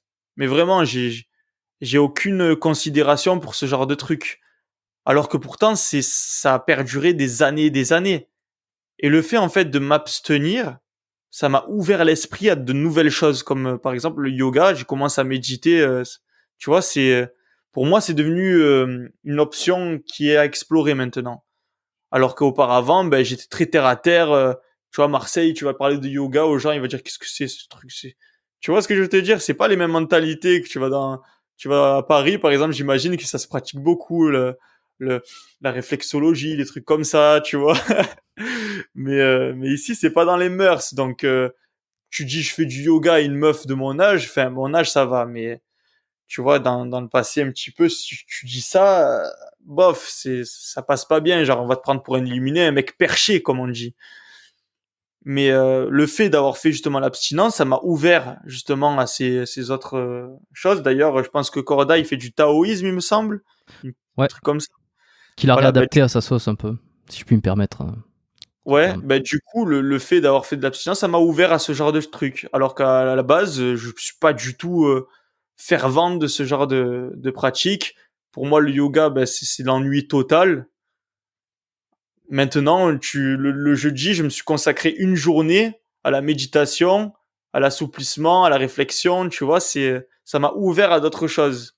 Et comment tu l'expliquerais ça, le fait que ça t'ait ouvert, c'est Parce que je bénéficie plus des plaisirs charnels. Mais alors Je attends, bénéficie parce que plus de ça.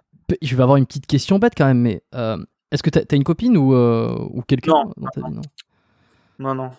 T'as eu personne pendant enfin, pendant toute cette période Si, oui, oui, j'ai eu quelqu'un pendant la période. et qu'alors comment elle le vit, forcément. Ça s'est terminé, mais bon. À la volonté de Dieu, hein, comme on dit. Non, mais c'est assez fou, au final. Est-ce qu'il y en a d'autres qui font ça? Enfin, qui sont connus pour être dans le nofap absolu. Il y en a pas mal, mais qui vraiment. Parce que toi, tu maintiens, en fait. C'est parce qu'il y a au-delà de je regarde pas de porno, mais je ne consomme et je ne pratique et je ne fais rien. Bon, après, je suis pas devenu gay, hein. Par contre, je suis toujours hétérosexuel. Je vais pas mâcher mes mots sur ça. C'est vrai que ça m'arrive, tu vois, par exemple sur Instagram, je vois une jolie meuf, je mets mon gros like comme jamais, tu vois. Ça change pas, ça. Mais, euh, mais oui, je maintiens totalement. Pour moi, c'est une évidence et je pense que ça a perduré autant dans le temps, en fait. C'est qu'il y a une bonne raison. L'abstinence, moi, Et pour moi, ouais. si aujourd'hui les gens ils ont du mal à être abstinents, c'est parce qu'on est trop dans l'abondance calorique. Tu sais, pour moi, si tu manges ce qu'il faut, le nécessaire pour être en bonne condition physique, pour maintenir un taux de matière grasse parfait, tu n'as pas l'envie absolue tout le temps de vouloir ken tout ce qui bouge, etc. Je me retrouve avec des gens, en fait, dans mon entourage qui, pour eux, c'est inconcevable d'arrêter le sexe. Tu vois, c'est à coup de 3 fois par jour, c'est des, tu vois, pour moi, je me dis, c'est pas normal. C'est pas normal. Et, et en fait, tout cette, on va dire que c'est tout un matrixage autour de la musculation, de la condition physique, qui fait que j'en suis venu à ça, en vérité. J'en suis arrivé à me dire que pour maintenir vraiment un équilibre santé morale, etc., ben, il faut que je me maintienne assez bas en calories et pas dans l'abondance que l'on peut se permettre à l'heure d'aujourd'hui, le confort qu'on peut se permettre à l'heure d'aujourd'hui, qui n'est pas normal et qui n'est pas destiné à l'humain. Enfin, voilà, c'est ma pensée. Ok, et maintenant que tu es célèbre, qu'on te reconnaît dans la rue, que au simple nombre d'abonnés, les filles changent leur comportement, enfin, deviennent totalement intéressants envers toi et peut-être ça devient pas de plus en plus dur. D'être abstinent? Ouais, ouais, ouais. Non. Non, non, vraiment pas. Quand par exemple, bon, sur Instagram, je sais pas combien t'as d'abonnés sur Instagram, mais j'imagine que t'as beaucoup, des milliers d'abonnés. Il y a des filles qui viennent te parler, peut-être que t'en rencontres. Ouais, ouais, ouais. Bon, après, je dis pas qu'il y en a énormément, tu vois, je suis pas non plus. Dis-toi, c'est Non, dur pour non, un mais gars. évidemment, mais comparativement à un mec qui aurait, voilà, qui serait pas du tout connu. Comparativement à quelqu'un qui ne bénéficie pas de la popularité, entre guillemets, ouais, c'est sûr, tu vois, je reçois, allez, on va dire en moyenne, depuis que j'ai commencé YouTube, 4 vraiment filles qui valent le détour, qui viennent par an, tu vois, une par saison. Mais, euh, mais voilà, après, C'est Vivaldi. c'est à nous de faire le travail. Si tu fais pas le travail, ça aboutit pas. C'est comme ça, les filles. C'est nous, les garçons, c'est nous qui devons l'inviter, etc. Donc, à partir du moment où j'invite pas la fille, j'ai aucune chance de la ken. Et t'as pas, et t'as pas envie, t'es pas, Ouais, mais tu te, tu te, ta façon de mon, penser ne se fait pas ébranler à ce moment-là. exact. Tu as tout, tu vois, tu as fait un jeu de mots excellent. Disons que ma volonté d'être abstinent, elle est encore plus forte. Après, peut-être un jour, ça va me saouler. Je reste, tu vois, je me dis toujours ça pour quand même me garder quand même cette remise en question. C'est pas un acquis, tu sais. L'abstinence, c'est pas un acquis. Et moi, je veux vraiment.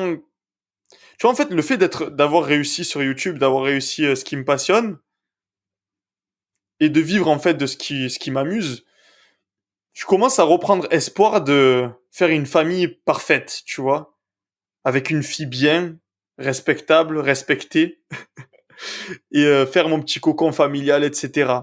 Donc je retrouve cet espoir et c'est vrai que je commence à être aussi de mon côté un peu trop sélectif des fois.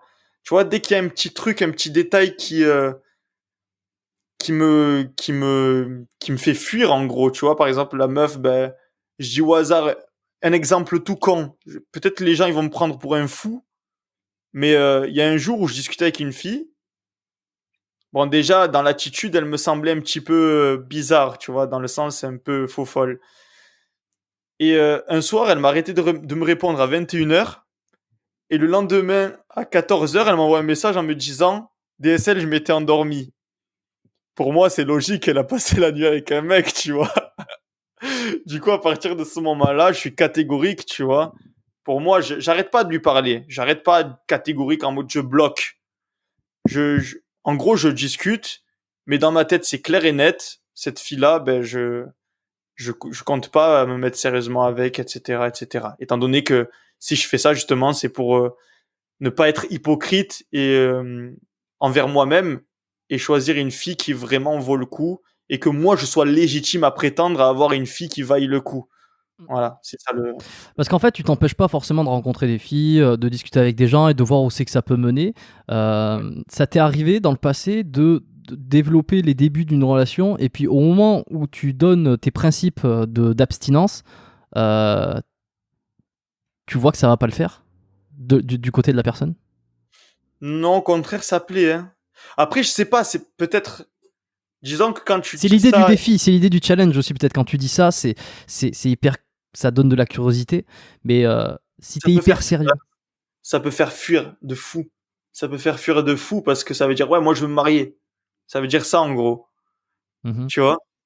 Ça peut faire fuir. Je T'as quel âge comprends là? vraiment. 25. Moi, je trouve que c'est, je trouve que 25 ans, moi, quand j'étais petit, je disais à 25 ans, je suis marié 2 enfants. Ah Je voyais oui. les choses comme ça quand j'étais petit. Et là que je me retrouve à 25 ans bon après, j'ai pas envie de me dénigrer, mais c'est très bien ce que je fais, mais bon, mais je me dis que j'ai pris du retard sur ce que je comptais faire. Mais finalement, c'est pas trop mal, c'est pas si mal parce que je pensais pas avoir un métier qui me plaise. Je pensais avoir un métier un peu chiant, qui rapporte beaucoup d'argent, mais pas qui fasse à la fois office d'amusement et Ouais, de source de salaire. t'es croyant? Ouais, ouais, ouais. Est-ce que ça a un lien ou pas du tout? Oui, oui, oui, c'est un gros lien. Ça a fait mon éducation. Est-ce C'est ce que qui a fait mon éducation. C'est implanté dans le cerveau depuis petit. ouais. Depuis petit, pour moi, j'en suis conscient que c'est une graine qu'on m'a mis dans le cerveau qui s'est développée, etc. Mais j'en suis content, en fait. J'en suis content de me dire que, Quelle religion juste pour être certain alors ça, non, je peux pas Non, te tu préfères dire. pas dire? Je préfère pas dire, ouais. Ok. Je préfère pas dire. En fait, j'aime pas faire ça parce que, sous prétexte que j'appartienne à la religion de quelqu'un, il va vouloir être euh, plus confidente avec moi, tu vois.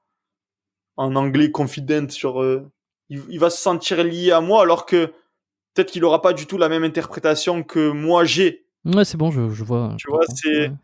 j'aime pas trop ce communautarisme lié à la religion et je veux pas développer ça du tout. Moi, je veux que chacun y vive sa religion à sa manière et de toute façon, c'est Dieu qui décide. Ok, parfait. Donc, alors le nofap, ça fait partie des choses qu'il faut que tu fais, enfin nofap et abstinence pour être plus performant, pour te sentir mieux. Euh, Il y a d'autres choses pour ta C'est un santé. peu de tout, il y a beaucoup de raisons. Comme j'ai dit au début, il y a beaucoup de raisons qui font qu'on fasse quelque chose. Il y a qu'une seule raison qui font qu'on ne le fait pas, c'est le manque de volonté. Voilà, donc là, il y a la volonté, il y a énormément de bénéfices liés à ça. Niveau santé, ben, on m'a beaucoup dit attention, tu vas avoir un cancer des couilles avec le nofap et tout, nanana. Ben, moi, je considère que mon corps, il est plutôt bien fait parce que j'ai des pollutions nocturnes assez régulièrement et je pense que quand vidange est nécessaire, le corps fait le travail. Donc, il crée un rêve érotique et puis voilà, c'est comme ça que ça se passe. Et après, il y en a, ils me disent, mais putain, comment tu fais? Il faut changer ses draps. Ben ouais, ben tu te lèves pendant la nuit, tu changes tes draps, tu te laves comme un homme. Non, tu sais pas changer un drap, bordel. Est-ce que tu as déjà eu des blessures? Alors, pas des blessures pendant la masturbation, évidemment, hein, mais des blessures ce qui pourrait être drôle. Euh, Pendant tes séances de muscu, dans ton parcours, ton évolution, ou même des choses qui sont pas corrélées avec la muscu, des blessures, des tendinites, entorses. Alors oui, oui, oui, j'ai eu pas mal de tendinite. Je pense notamment à la tendinite genou gauche, quadricipitale, au-dessus de la rotule. C'est une tendinite que j'ai développée en faisant beaucoup, beaucoup de vélo. Quand je faisais cours coach fitness, que je donnais des cours de fitness, il y avait un moment où je donnais 8 heures de bike par semaine. 8 heures. Et c'était des cours que je donnais très intensément parce que j'avais, si tu veux, ça me transcendait en fait de faire le cours à fond avec la musique et de crier pour motiver. Par exemple, le micro, je le mettais jamais. Mon manager, il pétait un plomb parce que à chaque fois, je disais non, moi je veux pas de micro. Je m'en fous, je veux pas de micro. Parce qu'en fait, ça me permettait de donner de l'énergie. Et les gens kiffaient ça. Quand je prenais ma voix fitness et que je commençais à faire et on accélère et les gens ils étaient là, ils accéléraient et tout. C'était vraiment c'était exceptionnel, tu vois, c'était des moments de ma vie que j'oublierai pas. Et ces 8 heures de bike qu'on m'imposait pour que je gagne ma vie, je me sentais obligé de les faire à fond. Et à la fin, ben, au fur et à mesure, je me suis rendu compte que j'avais des douleurs tendineuses au niveau du genou. Et bon, là, ça va. Franchement, j'ai pas mal. Mais ça peut arriver que ça revienne au même endroit, tendinite quadricipitale, genou gauche. Ok, c'est tout ce que t'as eu? Depuis tôt, t'en sors bien. Je m'en sors plutôt bien. J'ai eu une mini tendinite à l'épaule quand j'ai testé le CrossFit. Ça n'a pas duré longtemps, pas plus de 6 mois. J'avais testé un mois le CrossFit, un petit peu à la one again. Je l'ai Ouais. vraiment fait n'importe comment. Et après, les gestes, ils étaient propres. J'étais déjà pratiquant de musculation depuis un moment quand j'ai commencé ça. Du coup, bon, j'ai catalogué CrossFit avec blessure, mais c'est peut-être pas le meilleur truc à faire étant donné que peut-être qu'il y a des mouvements pour lesquels je suis fait et d'autres non, hein, c'est tout à fait logique. Mais bon, voilà, du coup, je me restreins à la musculation pour pouvoir justement choisir exactement les mouvements sur lesquels je suis fait. Par exemple, le soulevé de terre, je suis parfaitement fait pour faire du soulevé de terre. À la base, j'aimais pas du tout le soulevé de terre. En formation, on me disait, faites attention au soulevé de terre, c'est très dangereux, vos dos, nanani, nanana. En fait, il s'avère que j'ai un rachis hyper court. Et si tu veux, mes hanches, entre mes hanches et mes côtes, il n'y a pas Il y a d'espace. très peu d'espace, ouais, mais moi c'est la même chose. Il y a même pas d'espace. Il y en a pas. Mes côtes, elles Tous presque. s'emboîtent Ouais. sur les hanches. Attends, je sais pas si je peux te montrer. Vous pouvez pas voir, mais effectivement, il est en train de me montrer. Mais attends, mais je peux te montrer. Mais moi, c'est la même chose. Et là, j'ai les côtes. Et là, parce qu'en fait, on a eu ce débat parce que on disait que mes potes, putain, mais tu te rends compte, à l'époque du Moyen Âge, couper quelqu'un en deux avec son épée, c'était quasiment impossible. Et mes collègues m'ont dit, mais non, il y a un endroit où il y a que la colonne vertébrale et tout le reste, c'est de la chair. Mm. Et je dis, ah bon? Il y a que de la chair et votre colonne vertébrale. Et moi, je dis, mais non, mais moi, il y a mes côtes. Et d'un coup, on commence à se toucher comme ça. Regardez-moi, se toucher hétérosexuellement, hein, bien sûr, avec énervement. et, euh, et du coup, on s'est rendu compte que moi, j'avais les côtes qui étaient collées à mes hanches. En fait, Et du coup, t'as un abdomen qui est vraiment très court, quoi. ouais, Il y a peu de vraiment. place entre le sternum et le pubis, donc t'as peut-être une grosse cage thoracique, mais un abdomen très court. Ouais, c'est hyper tassé et ça me fait penser au manga Baki d'ailleurs. Je sais pas si tu regardes les mangas. Non, pas du tout. Je suis pas du tout branché manga, malheureusement. J'ai été Dragon Ball, comme beaucoup, puisque c'est Dragon ma Ball, génération. par exemple, tu prends Sangoku, c'est cette morphologie-là, des jambes hyper longues avec un rachis hyper court. Du coup, moi, je trouve que réel, enfin, vision réelle du personnage, ça fait disproportionné. Moi, quand je me regarde dans le miroir, j'aime pas trop, je trouve que ça fait disproportionné un petit peu. Mais dans les dessins animés, c'est vraiment l'image parfaite du physique masculin. Donc, on va dire que avant de pouvoir m'accepter à 100%, de kiffer vraiment mon corps, il a fallu que les gens me disent mais t'es fou, putain, t'as le même corps que Sangoku. Et tu vois, là, j'ai commencé à comprendre qu'en fait, ce standard-là, ça plaisait énormément et qu'il fallait que je l'accepte parce que, en réalité, il plaît énormément ce physique. Alors que moi, je voyais des physiques d'acteurs américains avec des bustes assez un petit peu longs, tu vois, euh, proportionnés, quoi. Et là, le fait d'avoir un corps de dessin animé, moi, ça me complexait un petit peu. Mais finalement, c'était tout bénef. Finalement, c'était une bonne chose, ouais. Ok. Ouais. Moi, mon père, il me disait souvent, par exemple, quand je commençais la musculation, je disais, pas, c'est normal, j'ai le pec, il est un peu, il est pas pareil à droite qu'à gauche et tout. Et lui, il rigolait, tu vois, parce que il s'est dit, mais en fait, ton corps, il est comme il est, et tu vas toujours voir chez les autres ce que toi, tu n'as pas. Et moi, je comprenais pas. Tu disais, mais ça arrange pas mon problème de pec, tu vois. J'étais jeune et fougueux. Je voulais en découdre avec la vie. Et il me disait ça, et c'est vrai que avec la maturité, je me suis rendu compte vraiment de ce qu'il voulait me dire. C'est vraiment, on regarde bien chez les autres ce qui va, et chez nous ce qui va pas, et on fait abstraction chez les autres de ce qui ne vont pas, et on les voit parfaits. Et c'est exactement ce qui se passe aujourd'hui pour moi. Je vois des dizaines de messages de petits jeunes qui m'envoient et qui me disent, Mike, je suis complexé, j'ai un pec qui est pas pareil que l'autre. Et après, je leur ai dit, est-ce que tu t'étais rendu compte que moi, j'avais un pec pas pareil que l'autre? Ils me disaient, non, toi, t'as les pecs parfaits et tout. Et je dis, ah ouais? Et je leur envoie, tu vois, vraiment une vidéo où je parle de ça. Ils me disent, ah ouais, effectivement, je m'étais jamais rendu compte. Et je dis, ça sera exactement pour toi. Donc, exactement pareil pour toi.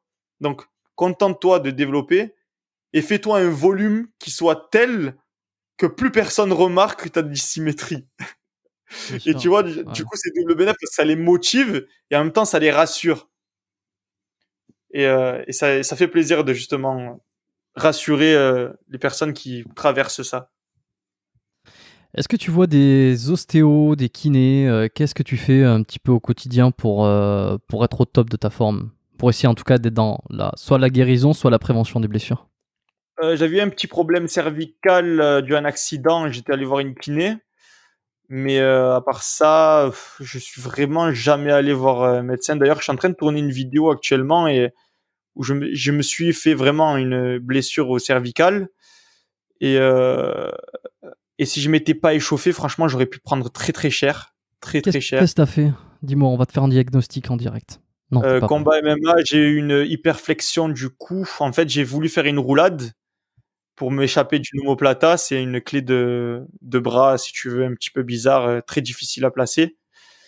Du coup, en faisant ma roulade, je me suis enfin, j'ai fléchi mon cou, tu vois, pour faire ma roulade. Mais j'ai pas roulé assez sur le côté. Normalement, il faut mettre la tête en inclinaison et il faut rouler. Mais moi, j'ai roulé droit, Et oui, là, tu t'as vois. pris ton poids et ça. Et j'ai ça... entendu un crack. J'ai senti Ouais. toute ma colonne vertébrale craquer. J'ai senti une douleur. Je me suis relevé. Et comme j'étais chaud, ça me faisait mal, mais pas, je voyais que ça va. Tu vois, j'ai eu plus de peur que de mal. Et le lendemain, je me réveille, obligé de porter ma tête avec ma main. Tu vois, je dis, oh putain, j'en ai pour des mois, j'en ai pour des mois. Dis-toi, c'était dimanche, hein. C'était dimanche, et aujourd'hui, Ça va mieux déjà. oh là là, ça fait trop plaisir, je peux bouger ma tête. Qu'est-ce Non. que. Et du coup, en fait, immédiatement, qu'est-ce que je me suis dit quand je me suis levé le matin et que j'arrivais pas à bouger mon cou? Je vais faire tout ce qu'il faut, mais absolument tout pour guérir le plus vite possible. Et d'expérience, je sais qu'à rester immobile, je vais encore plus aggraver mon cas. Je suis obligé de faire de l'exercice pour guérir plus vite. Du coup, j'ai fait tous les exercices de mobilité qui existent pour le coup. Petit à petit. Droite, gauche. Oui, non, droite, gauche. Je faisais, à la place de travailler les cervicales arrière, je faisais du rameur à basse intensité. Parce que ça travaillait le trapèze supérieur un petit peu, ça le sollicitait au moins. Et franchement, j'ai vraiment bien géré le truc. J'ai fait des micro-siestes à midi. Bon, après, c'est mon emploi du temps qui le permet. Mais j'ai tout optimisé autour de ça, avec un léger excédent calorique, plus d'oméga 3. J'avoue, je suis végétarien. J'ai consommé un peu des gélules de collagène pour que ça aille plus vite. Tu vois, j'ai tout optimisé pour que justement je guérisse au plus vite. Et franchement, ça a fonctionné. Et j'en suis plutôt fier. Franchement, j'en suis fier. Ok, et t'as vu ton kiné? T'as fait un ta kiné, tu l'as vu ou pas? Non, non, non, même pas. Tout en mode clandestin. Non, ok, Vraiment j'avais compris que tu l'as. Non, je ne suis pas retourné voir ma kiné. Ok. Et, et c'est. Voilà. Bon, après, ceux qui les écoutent, allez voir les spécialistes, hein. Ils sont plus forts que nous pour savoir. Mais comment dire, quand tu connais ton corps, après, tu deviens, je pense, meilleur que les spécialistes qui te découvrent sur une ou deux séances, tu vois. Quand vraiment tu t'intéresses à toi et que tu t'intéresses au corps humain et que tu fais ça pendant des années, il y a un moment où tu deviens plus efficace que n'importe quel spécialiste. C'est mon avis. Je te Pas rejoins, n'importe mais quel, ouais, non, mais pas n'importe lequel spécialiste. Je mets une toute petite astérix pour dire que effectivement, ça dépend quel type de blessure, ça dépend quel type de problématique. Il est toujours mieux d'aller voir un expert quand t'es pas certain de la gravité de ton problème.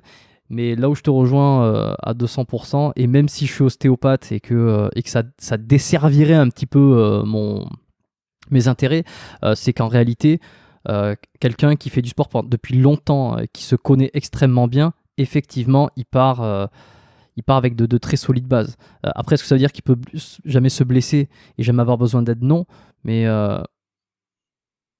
Mais c'est vrai que tu vois, pour en avoir discuté avec Jean-Anche récemment, Jean-Anche le musclé, qui lui avait été consulter quelqu'un lorsqu'il avait un problème, mais la plupart du temps, il disait qu'il arrivait à trouver la solution tout seul et qu'il arrivait à faire en sorte que la douleur ne persiste pas ou qu'il avait ce qu'il fallait. Ouais. Tu sais, même s'il s'est attaqué à des gens que j'admire énormément, Alex CPJ de Body Time, Jean Hanche, il me fait délirer. Mais vraiment, tu vois, c'est vraiment un format de vidéo qui est hyper amusant à regarder. Et je pense que c'est dommage qu'il s'est attaqué à Body Time parce que c'est vraiment des bons gars, tu vois. Pour moi, c'est vraiment des bons gars, c'est des bons exemples. Et c'est vraiment dommage qu'il s'est attaqué à eux. C'est vraiment dommage. Je pense que c'est un petit conflit qui date d'il y a vraiment très longtemps et voilà. Bon, Est-ce que tu penses que parce que j'en ai un tout petit peu discuté avec lui, hein, j'invite les auditeurs à aller découvrir l'épisode avec Jean-Anche le musclé, qui je pense sera sorti depuis quelques semaines, quand celui-là sera sorti. Ils pourront aller écouter, mais on a discuté un petit peu. Je pense que est-ce que Alex ou PJ voudra défendre un petit peu l'intérêt de Body Time sur ce podcast, tu vois, c'est la question que je me pose. J'ai pas entendu parce que ça a bugué. Non, mais en fait, j'en profitais pour essayer de voir si peut-être un jour Alex ou PJ serait parmi les invités de ce podcast pour peut-être discuter de cet ancien conflit qui dure avec Jean-Anche et qui en fait n'a peut-être pas tant lieu d'être. Je sais pas. Je lance une bouteille à la mer. Il faudrait les contacter. Je pense qu'ils seraient ouverts à faire un podcast. Ça pourrait être sympa. Ce qui fait qu'on a un peu dérivé, mais ouais, bon, ben là où c'était pour en venir, c'était vraiment les conseils santé. Est-ce que tu as des choses que tu recommandes, toi, à tes clients ou à tes abonnés? Comment on prend soin de soi? C'est quoi les top conseils que tu donnes sans aller trop dans le spécial, le spécifique? Je pense que c'est un mindset. Il faut être intransigeant avec soi. Il faut considérer qu'on se bat un petit peu. On se bat contre soi-même. Si tu crois que c'est confortable de mener une vie où tu vas atteindre des objectifs n'importe lesquels, hein, physiques ou bien financiers, peu importe, il va falloir se battre. C'est les animaux, ils se battent pour avoir de la nourriture, etc. Ben nous, il faut qu'on se batte pour atteindre nos objectifs. Il faut vraiment. Après, je vous dis pas de vous battre physiquement, hein, je vous dis vraiment de vous battre contre vous-même pour avancer, pour progresser. C'est vraiment de toujours chercher à progresser. C'est vraiment ça en fait qui fait la réussite.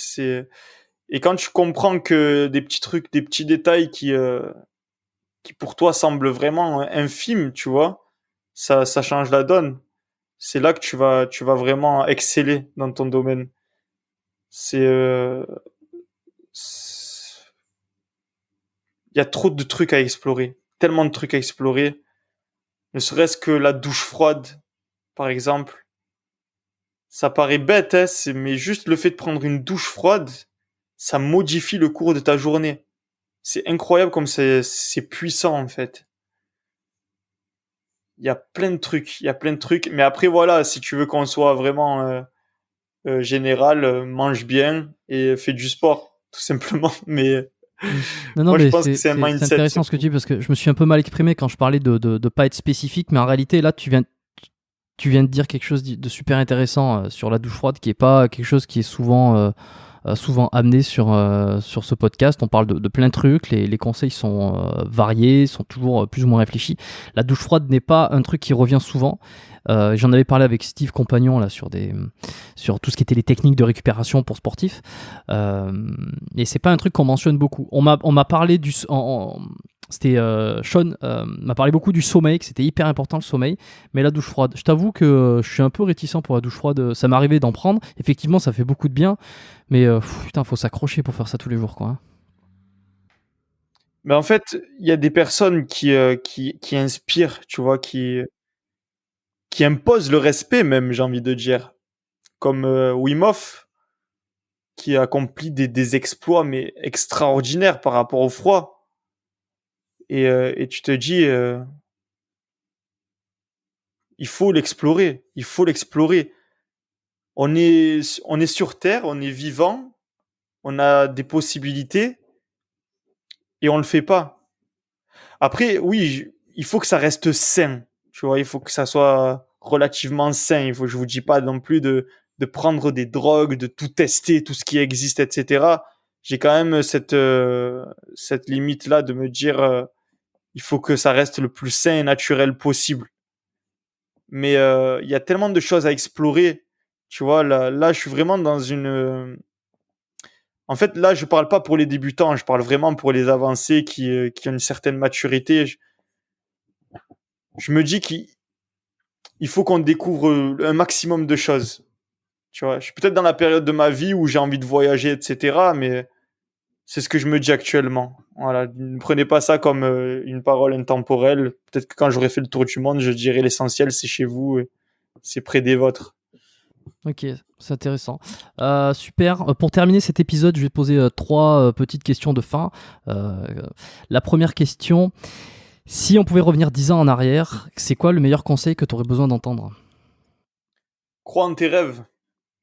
Crois en tes rêves et ne supprime pas tes premières vidéos YouTube, espèce de mongolien. Tu aurais pu t'en servir pour faire une vidéo maintenant. Ok, c'est super. C'est marrant d'ailleurs. Est-ce que tu as eu un modèle ou un mentor dans ton parcours, dans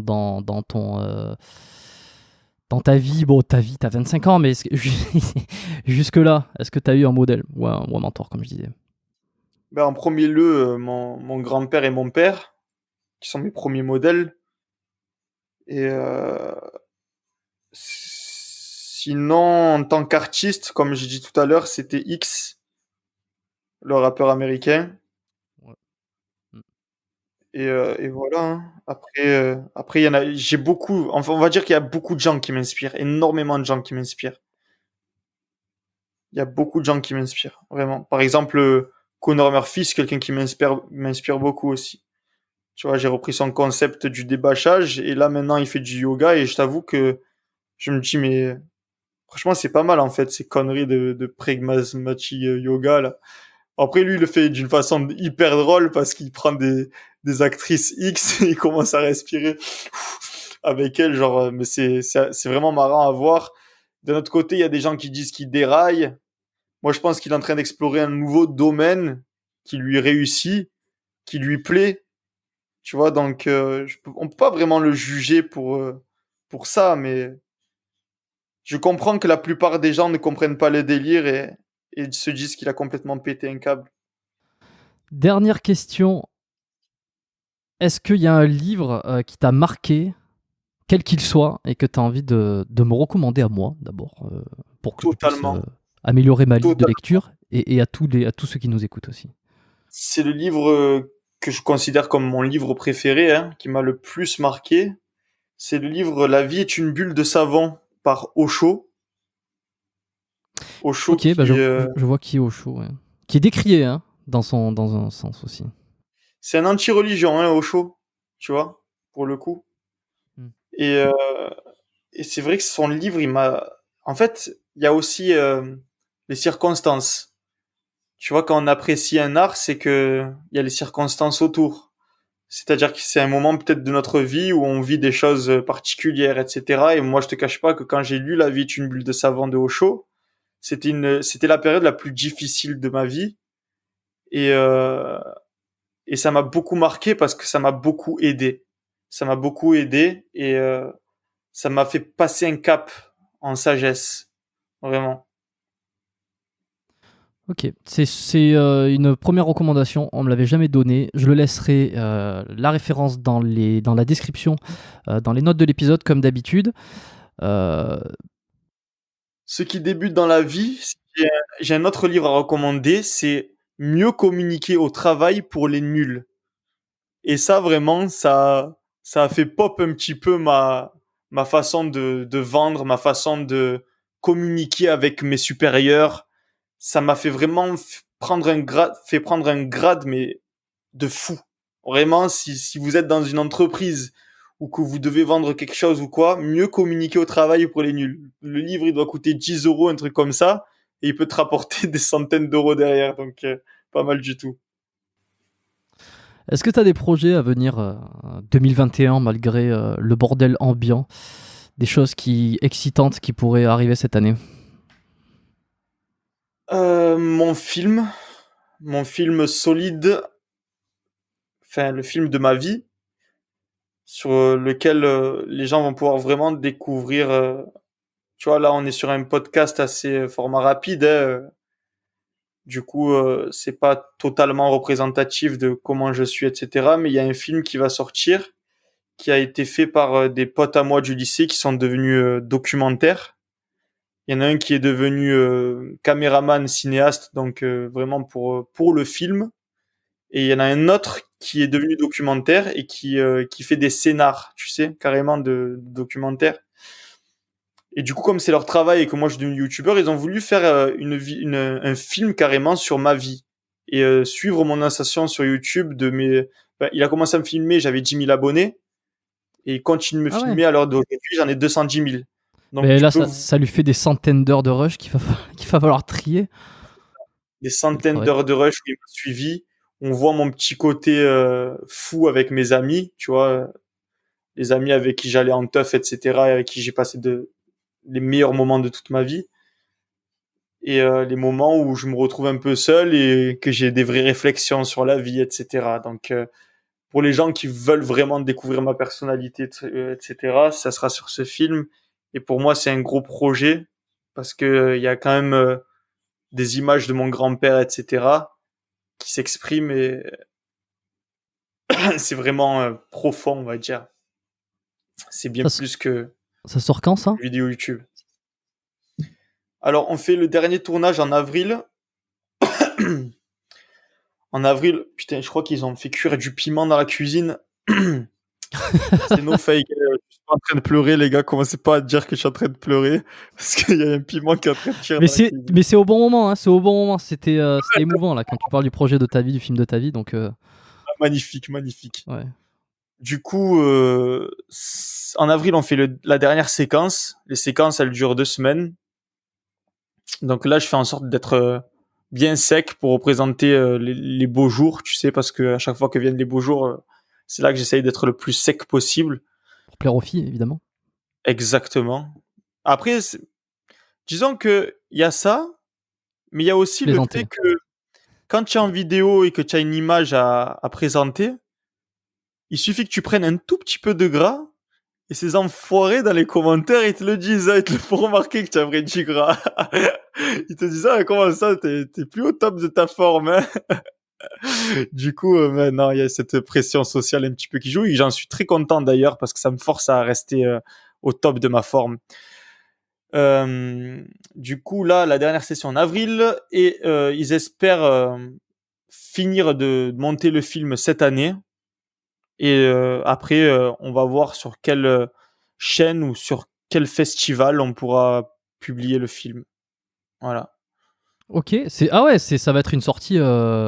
C'est pas, tu vas pas mettre ça sur YouTube. Enfin, Non, non, non, ça sera pas sur YouTube, ça ok, sera donc ça sera vraiment un vrai long vise la métrage, télé. quoi. C'est ça. C'est On fou. vise la télé. Ok, ok. Eh ben écoute, c'est super. On suivra ça tous, hein. 2021, donc pas sûr, peut-être 2022, parce que si ça passe par les festivals, ça va peut-être encore prendre un C'est peu de ça. temps. Ouais. Ok. Après, je suis pas trop dans le domaine, mais d'après ce que j'ai compris, c'est comme ça que ça marche. Ouais, ça fera un très très beau, pour ceux qui ont écouté cet épisode, qui sont avec nos voix dans leurs oreilles actuellement, ça fera un super complément pour découvrir ta vie et pour savoir exactement d'où tu viens en vidéo. Je trouve que je me suis un peu mal exprimé ce soir. Je suis désolé. J'aurais préféré te faire un truc un peu plus quali. Mais Pour moi, c'est parfait. Hein. Tu sais, sache que, comme le disait Sean il n'y a pas si longtemps, je n'ai pas d'attente concernant mes épisodes. Et c'est pour ça qu'en général, ça part souvent loin dans des contrées inexplorées, des sujets dont je n'ai pas forcément abordé auparavant. Que ça part loin aussi en termes de temps, de plus en plus, parce que je me laisse de moins en moins de restrictions. Moi, je suis hyper satisfait de ce qu'on a fait aujourd'hui. Et au-delà de t'avoir mieux compris et mieux découvert, je pense aussi que ceux qui te suivent sur YouTube et qui ont peut-être cette image superficielle que tu renvoies à travers qu'ils ont vu à travers juste quelques vidéos. Vidéo buzz.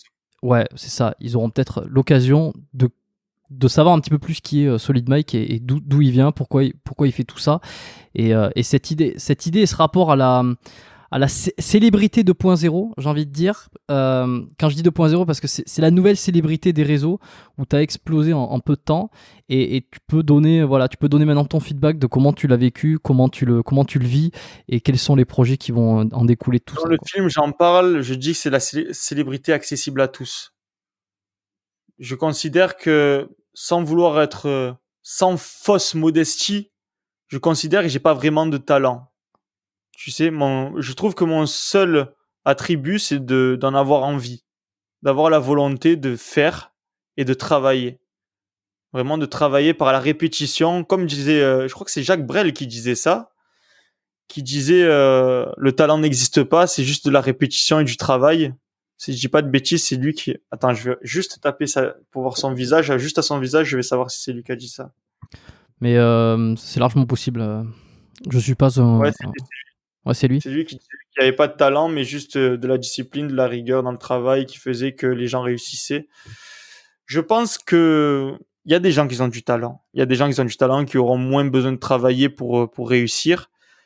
Mais je pense que je me suis prouvé à moi-même qu'il suffit d'être un gros travailleur pour vraiment réussir à faire ce qu'on veut. Voilà. Ok, c'est un super mot de la fin. On te retrouve sur ta chaîne YouTube, sur ta page Instagram, sur ton profil. Je mettrai aussi peut-être ta page Facebook. En tout cas, l'ensemble des réseaux sur lesquels on peut te suivre, suivre ce que tu fais, regarder tes vidéos, soit se divertir, soit en apprendre plus, soit peut-être même aller sur ton site web aussi où tu proposes tes programmes. C'était un plaisir, Mike, Solid Mike, de te recevoir sur ce podcast. Si, comme moi, vous avez apprécié cet épisode, tous, je m'adresse à vous tous, là, maintenant, tous les auditeurs qui sont là, par centaines de milliers, de millions même, j'en suis persuadé. Il faut s'auto-convaincre qu'il y a des millions. La loi de l'attraction, law of the universe. Exact. Si vous avez apprécié, partagez cet épisode autour de vous. Comme d'habitude, hein, c'est ce qui aide le plus. C'est vraiment ce petit coup de pouce où vous envoyez l'épisode à un de vos amis, vous le partagez sur vos réseaux, vous faites une capture et vous le mettez en story sur Instagram par exemple. C'est comme ça qu'il se diffuse le mieux. Continuez à faire ça, ça aide beaucoup l'émission à se référencer et avoir des invités comme on a aujourd'hui, comme on a eu précédemment et comme on en aura encore, avec des parcours intéressants et des sujets qu'on peut creuser. Une petite note sur Apple Podcast aussi, ça mange pas de pain et ça me fait plaisir. Je regarde régulièrement si j'ai des nouvelles évaluations, des nouveaux commentaires sur Apple Podcast, donc iTunes, qui est l'application par défaut des iPhones. C'est là où on peut mettre des évaluations et des coms. Comment ? 5 étoiles, les gars. Les 5 étoiles, s'il vous plaît. Je le précise pas toujours, mais oui, 5 étoiles, évidemment. Si vous aimez pas, vous n'êtes pas ici et puis vous avez quitté l'émission. En fait, c'est au-delà de vouloir noter l'émission, c'est surtout un petit encouragement et un petit mot que vous faites passer, voilà, et qui fait toujours chaud au cœur. Et si vous avez des douleurs, que vous souhaitez un petit peu en apprendre plus sur vous, sur votre santé, sur comment fonctionne votre corps pour être plus en forme, plus au top, tout ça, j'en parle régulièrement dans la lettre biomécanique, qui est ma newsletter, ma façon de communiquer, où j'envoie la lettre biomécanique donc une fois par mois, en début de mois, où j'essaie de donner tous mes meilleurs conseils. Je suis ostéo, particulièrement spécialisé pour les sportifs, et j'essaye à mon tour de faire un peu de répandre la bonne parole. Donc si ça vous intéresse, c'est le premier lien qui est en description de l'épisode, biomécanistpodcast.com/lettres. Je vous spammerai pas. Si ça vous intéresse plus, vous pouvez vous désabonner à tout moment. Et je crois que j'ai fait le tour. Allez regarder ça, je pense que ça peut vous intéresser. Merci d'avoir écouté jusqu'au bout. Merci Solid Mike d'avoir participé au podcast. Au plaisir, Jérôme. Écoute, si jamais je viens... C'est où que tu habites au Canada? Ouais, Montréal. À Montréal? Eh ben, si un jour je passe à Montréal, je serais bien content que tu me fasses craquer le dos, là. Parce que je sens que... ça sera avec grand plaisir. Si tu débarques dans la ville, envoie-moi un message, écris-moi, et puis je te prends en consultation et je vais te faire rêver. Sur ces mots, merci à tous pour votre fidélité. Je vous dis à la semaine prochaine pour un nouvel épisode et prenez soin de vous. Bye bye.